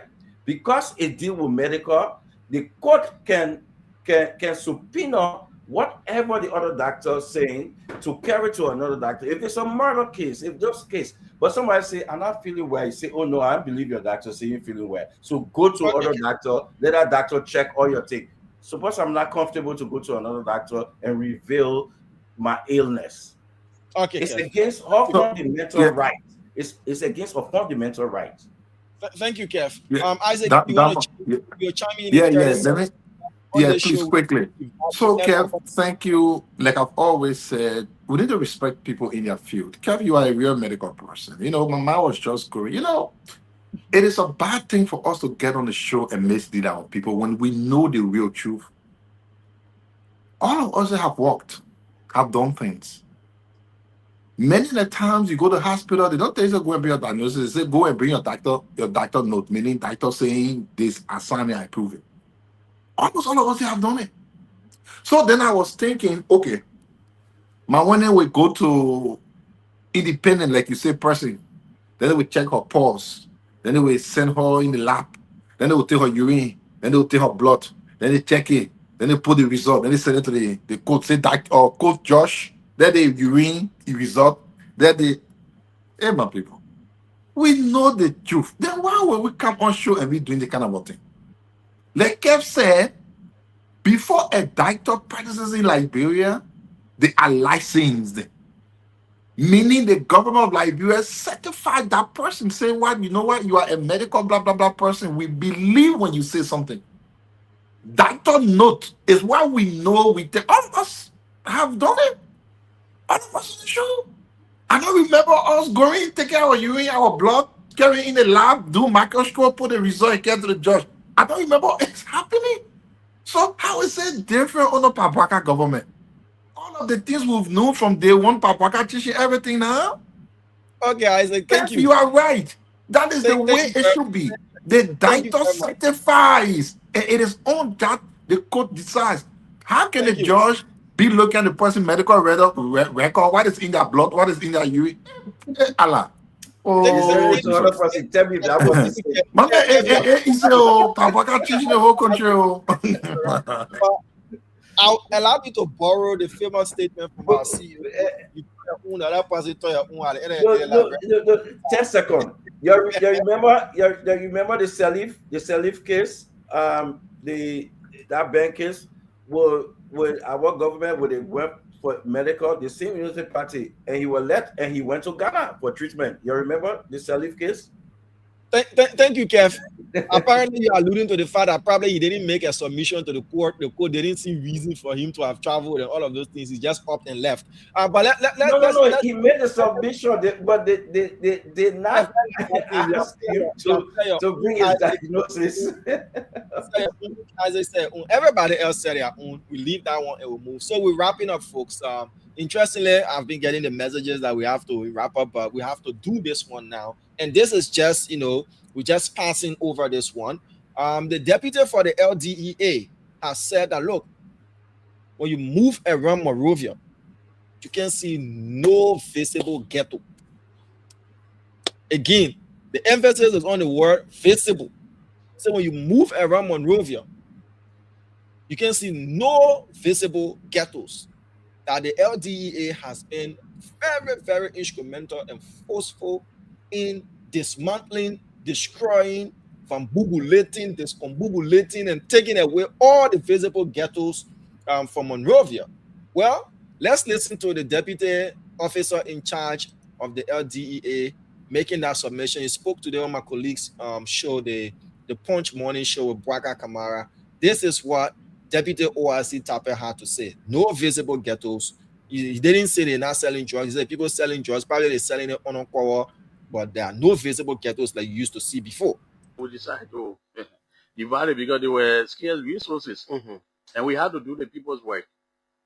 So we launched an operation, and I can tell you right now, you cannot see one visible ghetto in the city. So we put our men together with the resources that we got from the government of Liberia, and we started the operation. The deputy for operations, the chief of special drug squad, they decided to get on the field. And we started working with intelligence services, and we were able to locate the area. Like even your area here, 77 Bolivar. Yeah. You couldn't cross here 9 o'clock in the night. In the night, yes. Even 7, you couldn't cross here. That's true. Yeah, so before you come, let me play again one more time. Maybe somebody probably didn't hear it properly. So let's play this one more time, and then we can talk about this and do our closing as well. We decided to divide it because they were scarce resources, and we had to do the people's work. So we launched an operation, and I can tell you right now, you cannot see one visible ghetto in the city. So we put our men together with the resources that we got from the government of Liberia, and we started the operation. The deputy for operations, the chief of special drug squad, they decided to get on the field. And we started working with intelligence services, and we were able to locate the area. Like even your area here, 77 Bolivar. Yeah. You couldn't cross here 9 o'clock in the night. In the night, yes. Even 7, you couldn't cross here. That's true. Bwaka enjoying the power he's in it. Yeah.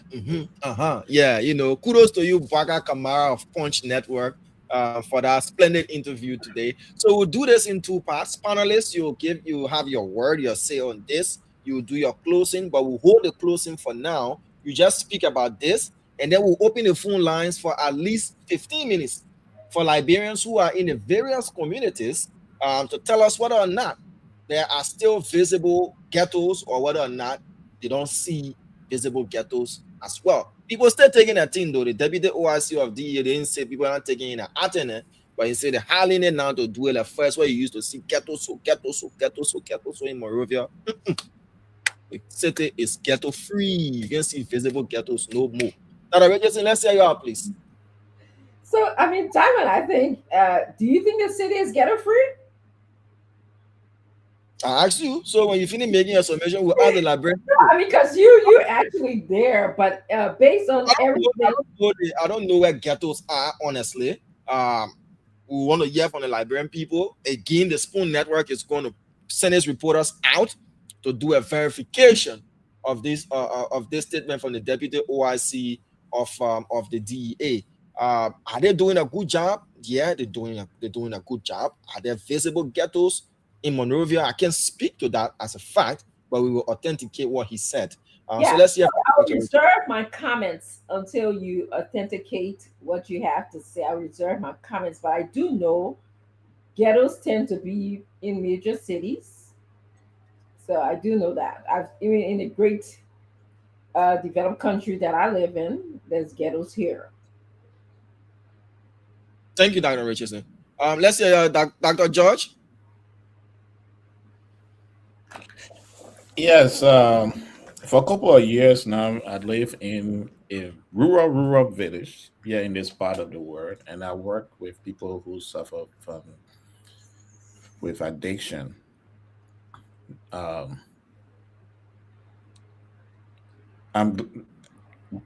We should be afraid of the party saying that there's invisible. I think the invisible one, you can deal with it. The invisible one is dangerous. But I'm not in Monrovia to actually, and I don't have evidence perhaps on the Carter's cause. But I find it difficult to agree that there's no drug ghetto in Liberia at this time. No visible. As Dr. Yeah. Again, I find it difficult, as Dr. Richardson said previously, even in this part of the world with all the technology and everything that is available, we still have places that you can point out and say that this, in fact, what we were doing for a couple of years was to put Narcan in those areas that we knew were ghetto to deal with the drug situation in those areas. So again, if he's accurate about that, kudos to the Liberian Drug Enforcement Agency.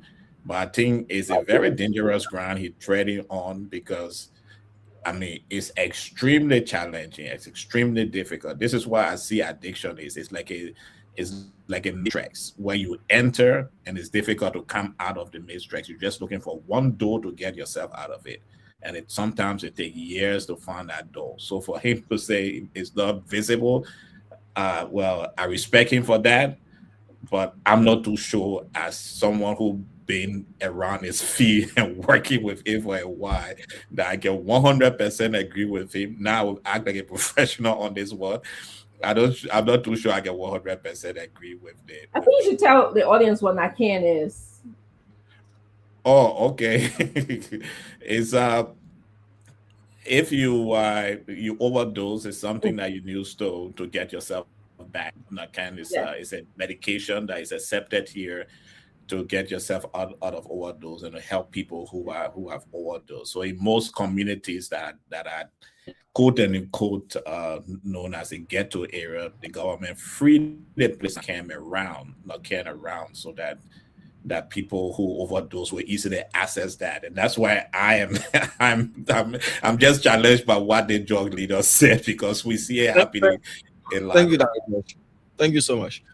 So Tamba Jacob is now on, so we move to you in that order. We move to Dr. Bopler quickly because he's got other engagements. Not that we all do not, but he has asked that he wants to leave early to do something else. We can grant him that as well. So Tamba, quickly on this, the deputy OIC of the Drug Enforcement Agency says there isn't visible, drug ghettos like used to be before. Go ahead, sir. Yeah, thank you, Damon. When I listened to that statement, for me, it brought so many questions to my mind. First of all, what metrics is he using to say because he don't see physical ghettos across Monrovia that they are succeeding in a fight against drugs? Has he asked himself to know whether, given the fact that the LDEA, the Liberian Drug Enforcement Agency, has been active over the last several months or 2 years now, that these drug dealers or alleged drug dealers have gone underground? Because experience and history has shown that when you crack down on a population because of illegal activity, they go underground and they find creative ways to beat the system. Are we actually going after, is the LDA going after the dealers and the importers and not just the small criminals who are trying to make a living in the ghettos? It raises so many questions, right? And this is why I say to people who work in government, you can pat yourself on the back all you want to try to show successes. But sometimes we want to go out there to speak to the public. You got to come with some level of honesty and integrity to this conversation and really tell the people, we appreciate what the LDA is doing. But just saying, making a blanket statement to say because we are not seeing ghettos publicly, so we are succeeding against in a war against drugs. So we need to address the root causes, of why young people are suffering from addiction across Liberia. And part of those root causes, all of you on the show knows that. Education, job creation, healthcare, and the whole 9 yards. Until we can get to the root causes, drug dealers will go underground and they'll find creative ways to try to flood our market with illegal substances and drugs. And that's where the real battle is. Thank you, Tamba. Thank you. Dr. Buple, what's your take on this? DA's Deputy OIC says there isn't the presence of visible, again, the word is visible, ghettos in Monrovia as there used to be because of DA's interventions, and their rigorous operations as well, according to him. If people are selling drugs, which he didn't say drugs is not being sold, he said if they are still selling substances, then they're doing it from their homes or other places that aren't like set up like ghettos like they used to. So what we see around town, Thyma, is that the DEA are moving into different areas, and yes, they're dismantling ghettos. And a part of their strategy is when they dismantle, then to put a DEA office. So one of the biggest ghettos in Zimbabwe, they dismantle it to put a DEA office. So they replace, illegal drug use and those kinds of things, drug activity, with the presence of the DEA, which to me is not a bad thing. But I think the bigger problem needs more attention. For example, I think the DEA ought to be coordinating with maybe the Ministry of Health and others to make sure as they raid this place and dismantle this particular area, that population doesn't die. They just go other places. And so the coordination to me is, look, there are 50 people, hanging out in this place. We need to find a way to get them help. So 50 people need to be in some kind of treatment facility for 50 days so we can help them, because they're not going to die and they're not leaving Monrovia area. They're going other places. And what's about the graveyards? There are plenty in the graveyards. So the strategy to me should be multi-pronged. What they're doing is good. Want to discourage the illegal sale, want to discourage, illegal use. But please coordinate with the rehab people, with the health people, because as you dismantle, these people need help. And they're not going to die. They're not leaving the face of the earth. They're just moving, from, Mama's Town on the other side, right? But now it's Town Junction on the other side. They're going somewhere, and they still got no help. So that's the bigger part. And I think a coordinated effort can help that. The rehab centers, the health ministry, they can help that. And they can help those persons hopefully be helped, restored, and become productive citizens. That's my fear. We try to solve one problem but create the other. Like when we move people from here, you can't sell here, but it's still need to sell because I had to make a living. So alternative, so they can be able to still do the things that they need to do to survive. But the DEA making progress in that part, enforcement and trying to clear ghettos, and we see that. Thank you, Dr. Boble. Thank you for forming part of the program. We honor your request that you want to leave early and respect you, and thank you for being on the show. Conor Gray, Good night. what's your take on this? Have you spoken about this? Conor Gray, have you? No, I haven't, Mr. Slanger. It's actually laudable and it's a bold claim to make. The onus is on us, and particularly journalists, to verify the statement. But it's commendable, and I will give them kudos. When you dislodge the sale and use of narcotic in visible cultural, sites, you actually reduce the ability for people. You make it difficult and harder for people to obtain drugs. So sometimes that can lead to a reduction in the use of drugs or narcotic, because you make it very difficult for them to get it. So it's a bold step. I'm just waiting to hear that particular formula, applies to every part of the Republic of Liberia, because ghettos were visibly going up in every major metro in our country. You go to Kakata, you see the same culture. You go to Banga and so on. So hopefully they'll replicate that idea so that they can reduce the use of drug and the sale of narcotic. It's going to go underground, but then that becomes surreptitious, because once you're caught, of course, you have to face the law. But like Dr. Boble said, we have to also look for a second means to reduce the drug, that is rehabilitation. There's no way you can run a DEA agency without having some level of rehabilitation, what we call in the justice system, corrections. You have to send people to rehabilitate themselves there where the like of the doctor, Chinoweth comes in, to provide professional service. When you do that, then you heal people and deploy them back into the street to become productive citizens.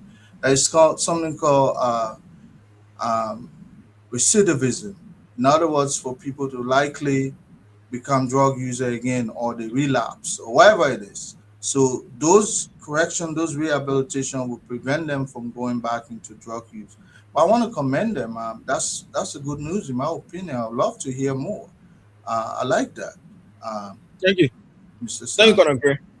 Thank you so much. Kefa, let's hear you out on this. What's your take on the DEA's Deputy OIC statement that there isn't visible ghetto, like you don't see ghettos visible like they used to, that they've dislodged those ghetto inhabitants and those who are using those places for such activities? What's your take on that?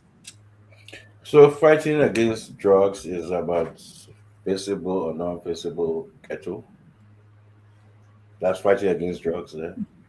That's a good question. That's a joke. It's a joke. I thought you would say, look, this is a percentage of folks that we rehabilitate. This is a rehabilitation center the government now put in place. This is a percentage of people that enter into that center. We have controlled the drugs coming from in our border. We have reduced the drugs. This is the percentage. Then you're telling me, oh, you used to get so they're so winning there? Oh, man. Why people still dying of drugs? They can go in some corner. Ghetto is not a physical building. Ghetto is when a group of people congregate and they do their thing and they go. They can form ghetto anywhere. What kind of joke is this? Come on, let me tell you. It's any part in DC or Philadelphia. You don't go out to American. No. The fight against drug is global. We can stop. We cannot localize it unless you tell us that you don't really have that connection. We cannot live in a bubble. We cannot live in a bubble.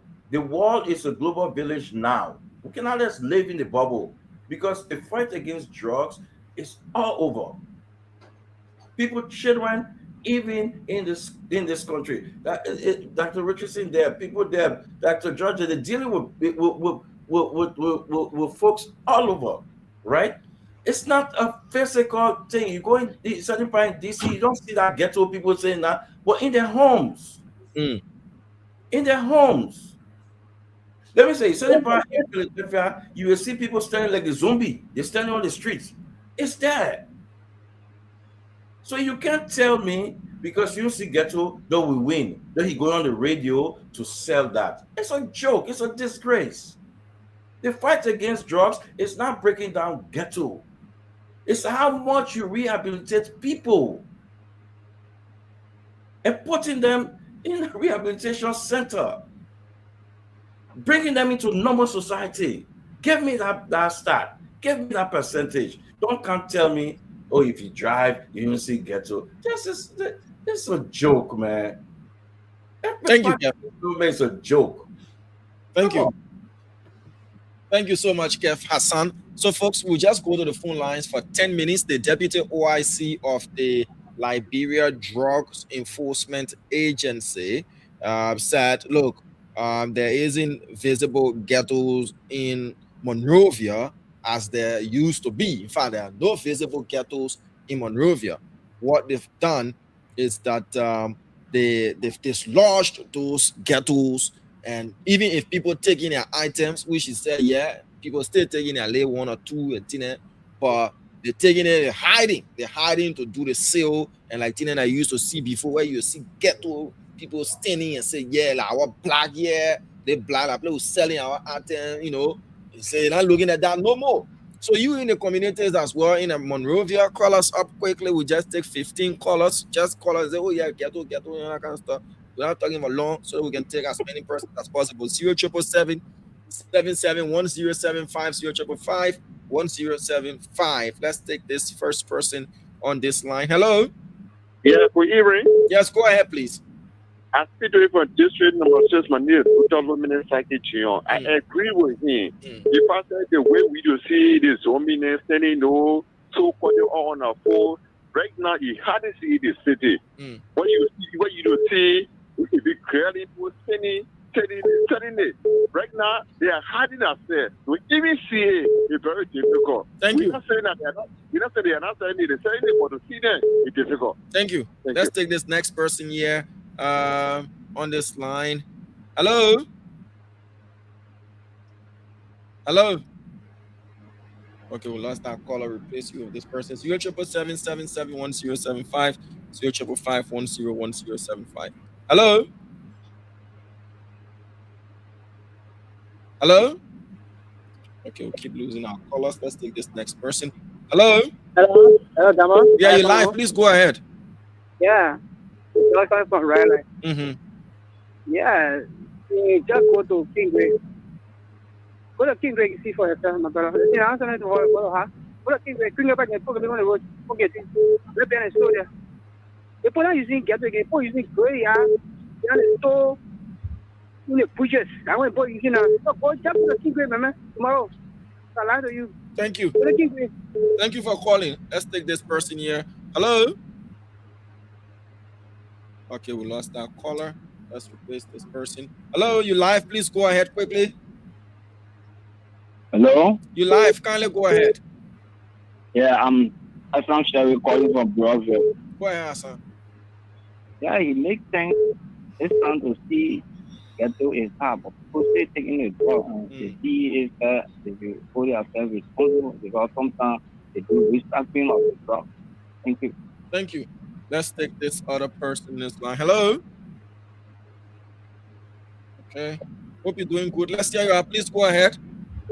Nelson, how are you, brother? This is Diamond, sir. Nelson is somewhere sleeping by now. What's up? What's up? I'm good. Please go ahead. My man, sometimes you get, they when we talking, they will say, wait, maybe we are my man, you are here. Then, man, the small one, brother, they drop it, they're going to be a couple shot. Yeah, I don't know. Then when you're hungry, you want small drug, my man, you're not here. Every week, you your water spoon every week. Now we put it to the airport. Tell them that I'm not telling you to the airport. So you agree with the deputy DA OIC that there's not the presence of visible ghettos anymore in Monrovia? That's what you're saying? No, I won't be weird, right? The way it was. I mean, not like that. No, the main statement is there's no visible ghetto in Monrovia. That is an exact statement. No, that one I will argue in a little bit. But the way it was, brother, when people standing on the sidewalk telling it, thank you. You're saying that it's still there, but you don't believe that there's no visible ghetto in Monrovia, but you believe that there's ghetto, but you're not like before. Let's take this next person on the line. Hello? Hello? Hello? Okay, we lost that person. We'll take this other person. We'll take this last caller because we have to go. Hello? Yeah, here's the back over down Barrow. Go ahead, sir. This time better more than before. Let's see it take 2 years. This time the man is friend of Jeff Food said, you got care of one is this time already. You're gonna move pretty at least. Your time, man. Thank you. Thank you. So Dr. Richardson, Dr. George, Tamba, Conor Gray, and Kev Hassan, in the order for which we came on the program. Let's just do our wrapping up. I'd like to tell each and every one of you, thank you for being on the program. It's good. Yes, I know he's somewhere watching and itching and all that kind of stuff, but we have to do what we have to do. I appreciate each and every one of you for coming on. But just do your closing for us, please. Yeah, I want to start off by just saying thank you so much, Diamond. You make this show lively. Your participation was very much welcome, I think, by all. I kind of always laugh when you ask those interesting questions.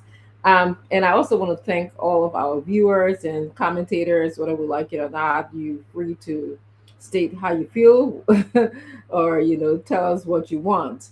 But we started off talking about the president and his you just have to deal with it pill or whatever he said, whatever pill he's adding to the regiment of Liberians' healthcare and problems. I kind of saw it as him being this unifier as opposed to someone who's as opposed to the president, who I expect to improve the unity of the country, especially when we look at the elections. There was it wasn't a huge margin that he won, that he was victorious over.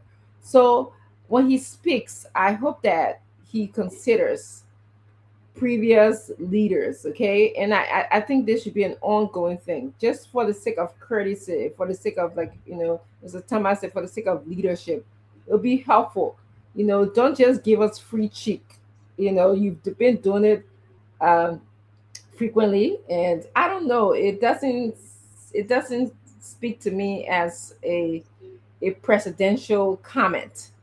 I expect you to be a mentor, like a leader, someone that we'll look up to. I don't know if I would want my child telling me, well, just deal with it, or you just barking, or what God's not making any more land, or you gotta get used to it pill or whatever. I don't know if I'm advising my child or if I'm doing something, and I consider, like, I'm just using an analogy, the community, and I don't know if I would want to say that. So I just hold him at a higher esteem. And then, of course, like, I think the court, I often go back personally. I feel for Madam Dix, and I will hope to take my emotions out of it and let the court rule. I do not think that she's under like a regular, ordinary citizen's jurisdiction. I think she's under the court's rules. So whatever the court says, she should abide by it. I don't think they want to see her medical record. I think they just want to be sure that they're doing the right thing. And I mean, it leads me to, I begin to wonder, Diamond, maybe you can answer this. Why are they afraid of people leaving the country? So we must have some sort of history where people who were in the legal system, who were indicted or expected to go to court, who just fled, So we must have some kind of system of that happening. So this is probably why the court now is taking all of the necessary precautions, all of the necessary things that it could do. I believe lastly it was just a wonderful show, and we took the calls that made us to understand more what's going on in Liberia. I can answer. I look forward to the clip that you gonna go and show me ghettos, or I just know that ghettos are everywhere in the world. And yes, when we speak about ghettos, we are not just talking about drugs. Ghetto consists of so many things. Poverty, somebody said, it consists of people having lack of education, lack of health care. And so it would take a regiment, a community of people. It would take a team of things like healthcare, vocational training, because first we have to rehabilitate you, whether you are mental health, substance abuse, or criminal, or both, or all of those both. So we got to tease those things apart, and it'll take funding, definitely. So I hope that when the LDA speaks, he should speak in terms of facts and stick to the issue. It's not just ghetto is not about drugs, it's about prostitution. It's about so many different things, So I'm going to stop here and thank you for a wonderful show. Thank my colleagues for a wonderful participation as well. Thank you. Thank you, Dr. Richardson. From one doctor to another doctor, and the doctors are side by side. We move to you, Dr. George. All of a sudden, somersaulted to becoming an Arsenal fan, proud to wear his jersey that he just bought recently. I'm looking at the jersey, I can still see the tag behind, and he's saying he's been supporting Arsenal through. You trying to pull it there? We can see it. Dr. George, go ahead and give your closing for us, please. Oh, you're right, Dama. I just got this jersey just came in the mail today. I told you. Ordered 8 months ago. It came in the mail today. But if you were on the show weeks ago, I came a complete Arsenal sweatsuit. So you've been missing in action. But yeah, thank you, Diamond, for anchoring the show. You actually do a great job as compared to some of us when we are asked to take over. So thank you so much. But I mean, that's the reason why you're deputy managing director. Thank you, Dr. Richardson, for the conversation. Conor Gray, the Honorable Tamba Agalas, and Kev Hassan. It has been a great conversation, actually. We started by having a conversation with the dedication of the 20 megawatts solar energy plant in Mount Coffee. I think it's a great project. It's going to add 20 megawatts into the electric grid. I think the president heard when he spoke. He said we will have he will give us tablets so we can see good thing every day. The president forgot to know that the only person who is enjoying good thing every day is he and his colleagues. I mean, he riding a $1.5 over $1 million vehicle. The rest of us, we are walking, hustling to get bus and taxi. He upgrading his house. He has blocked the road that passes in front of his house, and I learned he's owned that as his property. The rest of us are still struggling to purchase land. He miraculously built a $10 million project in Foya. The rest of us don't have house in the city and house in the country. So I mean, the tablet, we can take the tablet. God want to see better thing every day, but unfortunately, we are not seeing that. We are still struggling with electricity in our country, and that's the reason why he traveled to Mount Coffee today to dedicate that part that solar energy plant. So congratulations to the both government. But again, as I said earlier, and many are having problem with it, we are politicians. This is the third year of an administration.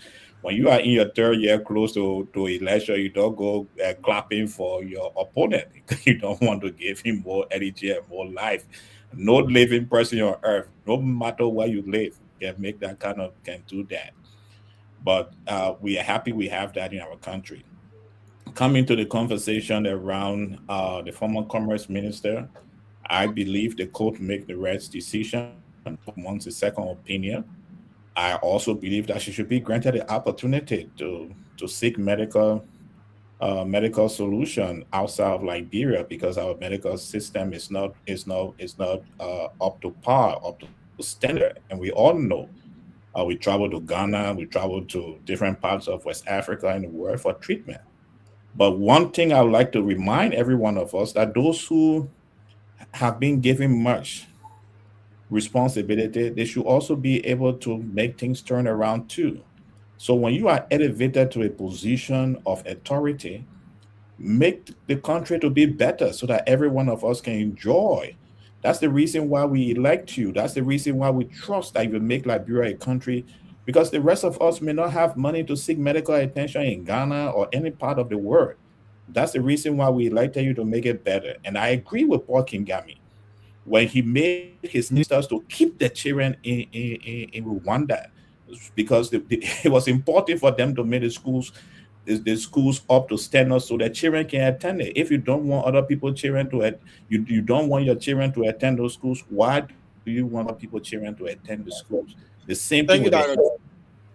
So I will conclude again by I commend and I appreciate the drug enforcement deputy director for what he said, but the term ghetto is not a specific place. It just shows where people who are suffering from social or least social status live and connect. So going around breaking down places and you call it ghetto, at the end of the day, it doesn't fit the definition. But thank you for the job you do, but please do not believe that visible ghetto in the city. People have pointed to the graveyards, invisible, and the colors are pointed to other places. But congratulations on what you have done so far. The war against drug is difficult, it's tough, it's tedious, it's a hard thing. It takes every one of us to find a solution to this problem. And thank you for the great work you do. Thank you, and you all have a wonderful Thank you, Dr. George. Thank you so much for being a part of the program. Let's go now to Tamba. Tamba, quickly, your submission, your closing, so that we can all wrap up today. Thank you, Diamond. It's always a pleasure to be here among these distinguished Liberians to talk to Liberian people. When we come on here is because we love Liberia. When we come on here, despite our political differences, because we care about the motherland, and this is why we come on the show. And we as patriots, as Liberians, we will always get used to good news. We will always get used to development, because we are behind the eight ball as a country. So I think we appreciate the progress that is being made across the country under the leadership of President Joseph Numa Boakai, opening up the roads network across Liberia, investing in solar energy to improve electricity. We are way behind. We need a lot more, right? And cracking down on corruption. Those are all positive development for our country. There's more that needs to be done across education, across the health sector, and cracking down more on corruption and holding people accountable, like the issue of the former commerce minister right now that's going through an indictment and is probably going to be prosecuted for those allegations. The LDA and other departments of ministries and agencies of government, I urge you, to have caution when you come out to report on progress. We appreciate the efforts that have been made, the concerted efforts, but we want to see a holistic, coordinated approach. For example, in dealing with the drug issue, we hear about the physical or crackdown that is happening on ghettos, but we are not hearing about the rehabilitation and the success stories. What is happening at that end? You heard the callers. Some of these users have changed communities. Some of these dealers have gone underground. Are we addressing the root causes, of the drug epidemic that we still have across the country? And this is why we need a holistic approach.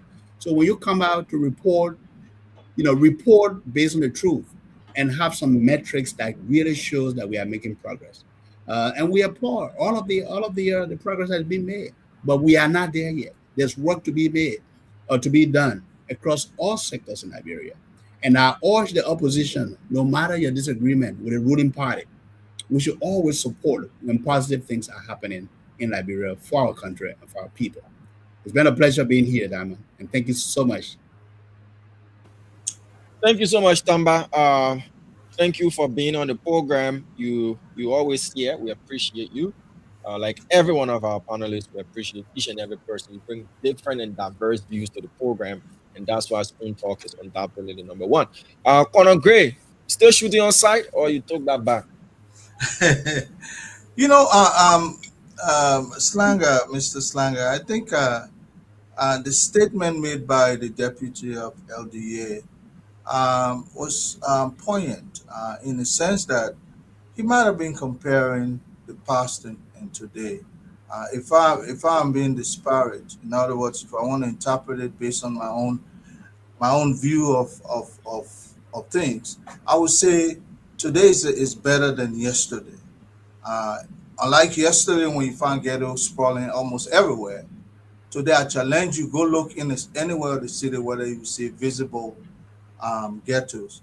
And that's another way of discouraging people from using and obtaining, distributing narcotics. That's a very good step. I will always commend it. I'll not look into the negative part of it.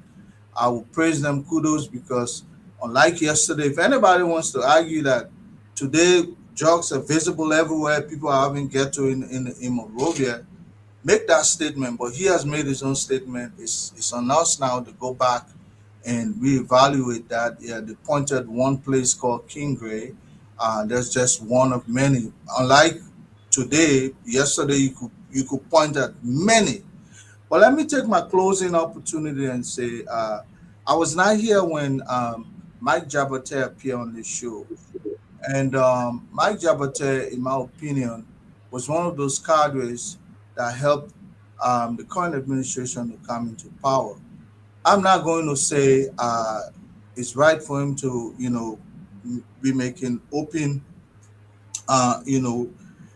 moments of his dismissal or his situation at the local government.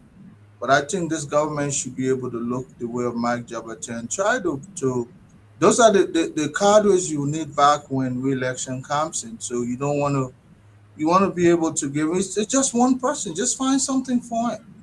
Forget about the likes of others like us who help, because we have alternative. I have so many alternatives. Don't look my way for He's jobs. saying nothing else to do bizarre government job, like what you saying? Well, he had nothing to do. No, but he had nothing to do but to make sure he projected this government from coming into power. He could have done many other things. Mike Jabate was running. By the way, you say alternative, no alternative, now they making it a low like the man was just, he may not have the alternative. He may not have what I have. So, in other words, he worked for this government, so therefore he should be rewarded justly. Political reward is not in heaven, as your men always say it. So I think thank you for the advocacy. Yeah. We will see what we can do for him. Yeah. Tamba has said he will take it up to the upper room. So please, Aguilar, do that. Yeah. We need Mike Jabate, man. He had a way on a great point inside, but he's saying, Nina inside, he's saying, you do some more. So Tamba, he carried No, I don't care. I don't care. To be frank, I live in the United States.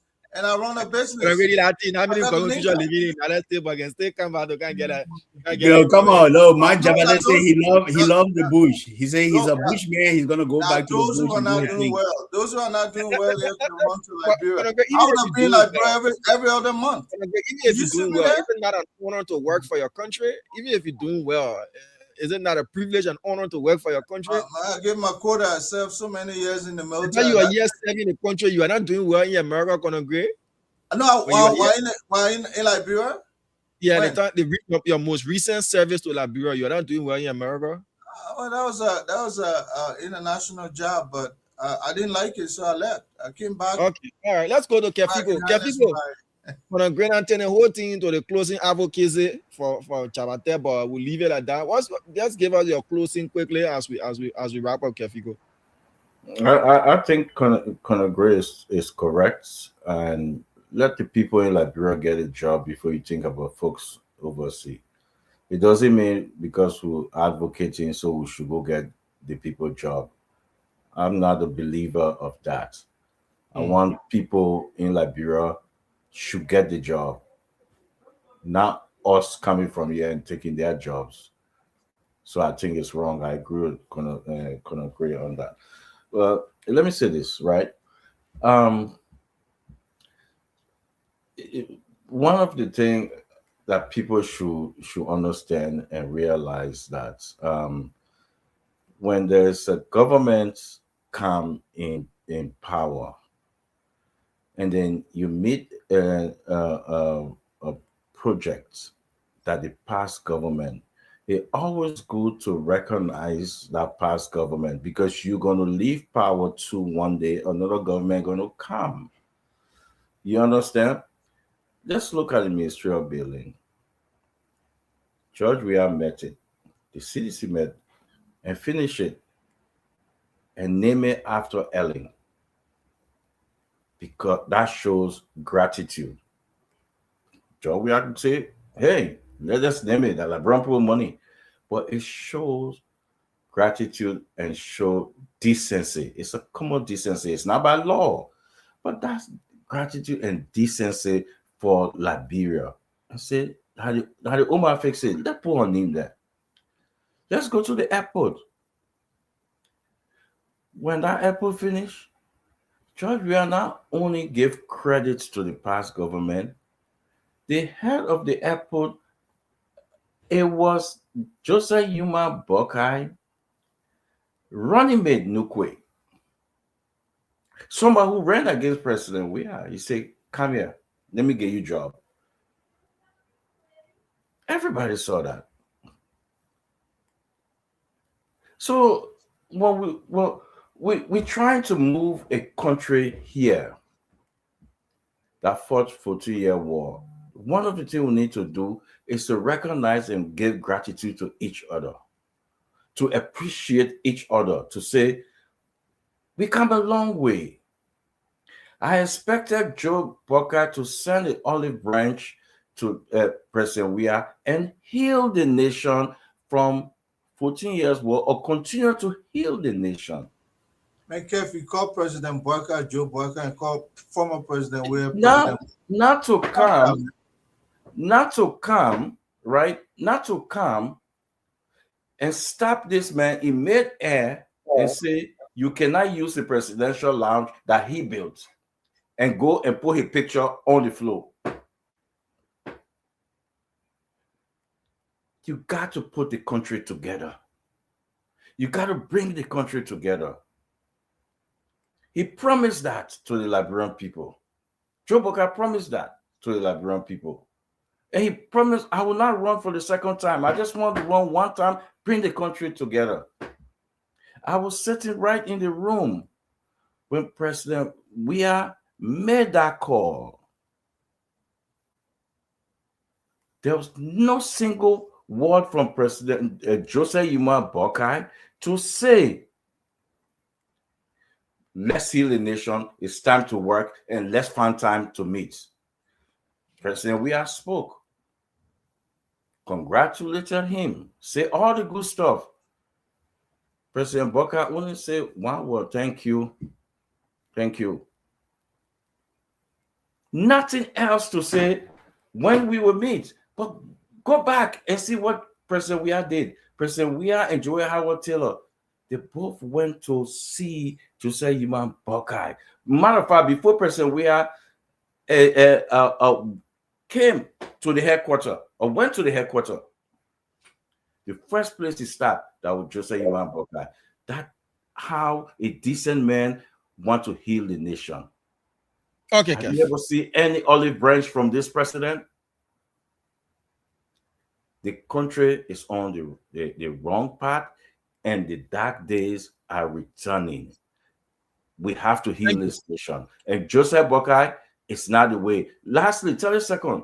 I was in court when Joseph Boakai told the entire world that he don't know comings from nowhere. Nowhere.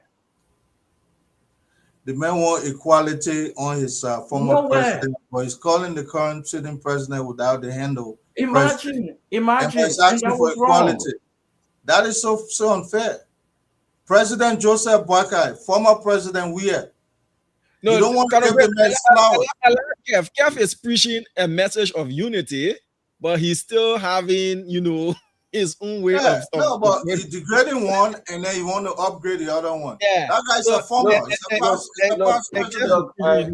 we just allow Kev just close to President it. Joseph Boakai. But look, Give the man his title. Diamond, If you want the other Diamond, guys to be recognized. Diamond. Yeah, Kev, just wrap up Diamond, because we if already. the only thing we got to take from in what I said about bringing the country together, because I called it one president, I called it one. But are you preaching the message of unity? So if you're preaching the message of unity, but why can't you give each person their handle as duly deserved? As you look, preach the message look, of unity. Look. You know what matter in this? It matters for a person that we call an elderly man to bring the nation together, but he further putting the nation apart. That is what we need to talk about. I respect the elderly man. It's an older man. Respect him. We have to go. Kev is stuck in his way. Disrespect the old man. Kev Give him says, his title. It's forget about the President handle. Joseph Numa Boakai. Kev says, Former forget about the president. handle and take the message. brother. That's what he's saying. So even though he's preaching unity, and unity comes with respecting each other, Kev says, look, just forget about the fact that I don't want to recognize him as president, but I recognize my Let me say this. I recognize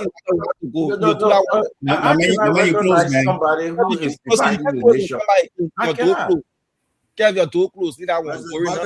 No, I cannot recognize. Diamond. I have to do the needful by muting you guys, because if not, I wouldn't leave from here today. We'll open a different conversation and have a whole different show. So I want to again appreciate each and every one of you, Conor Gray and Kev. Y'all can go out there as who's supposed to give their handle. Kev says that's how he wants to proceed. We leave him to be in his ways.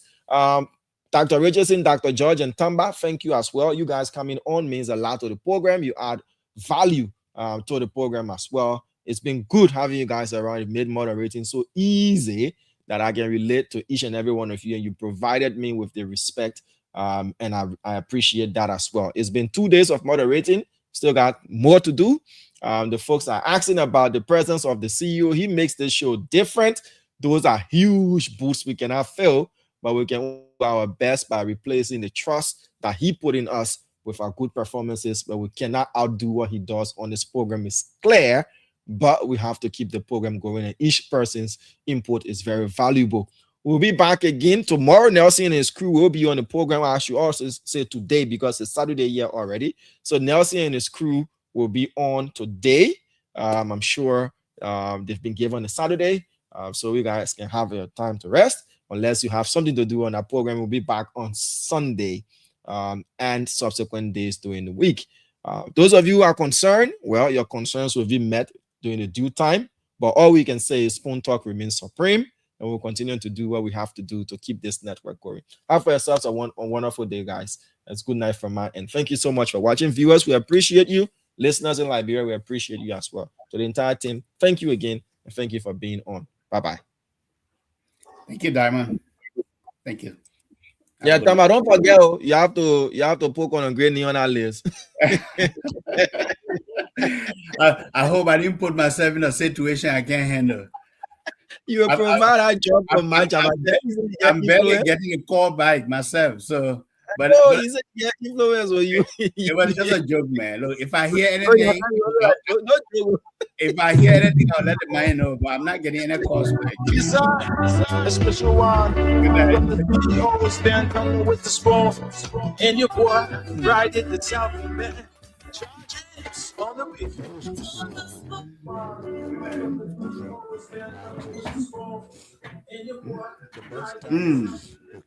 It's just good, man. I can taste. Get used to it, because every day you hear good things happening. So you might as well start getting used to it. Yeah, no need.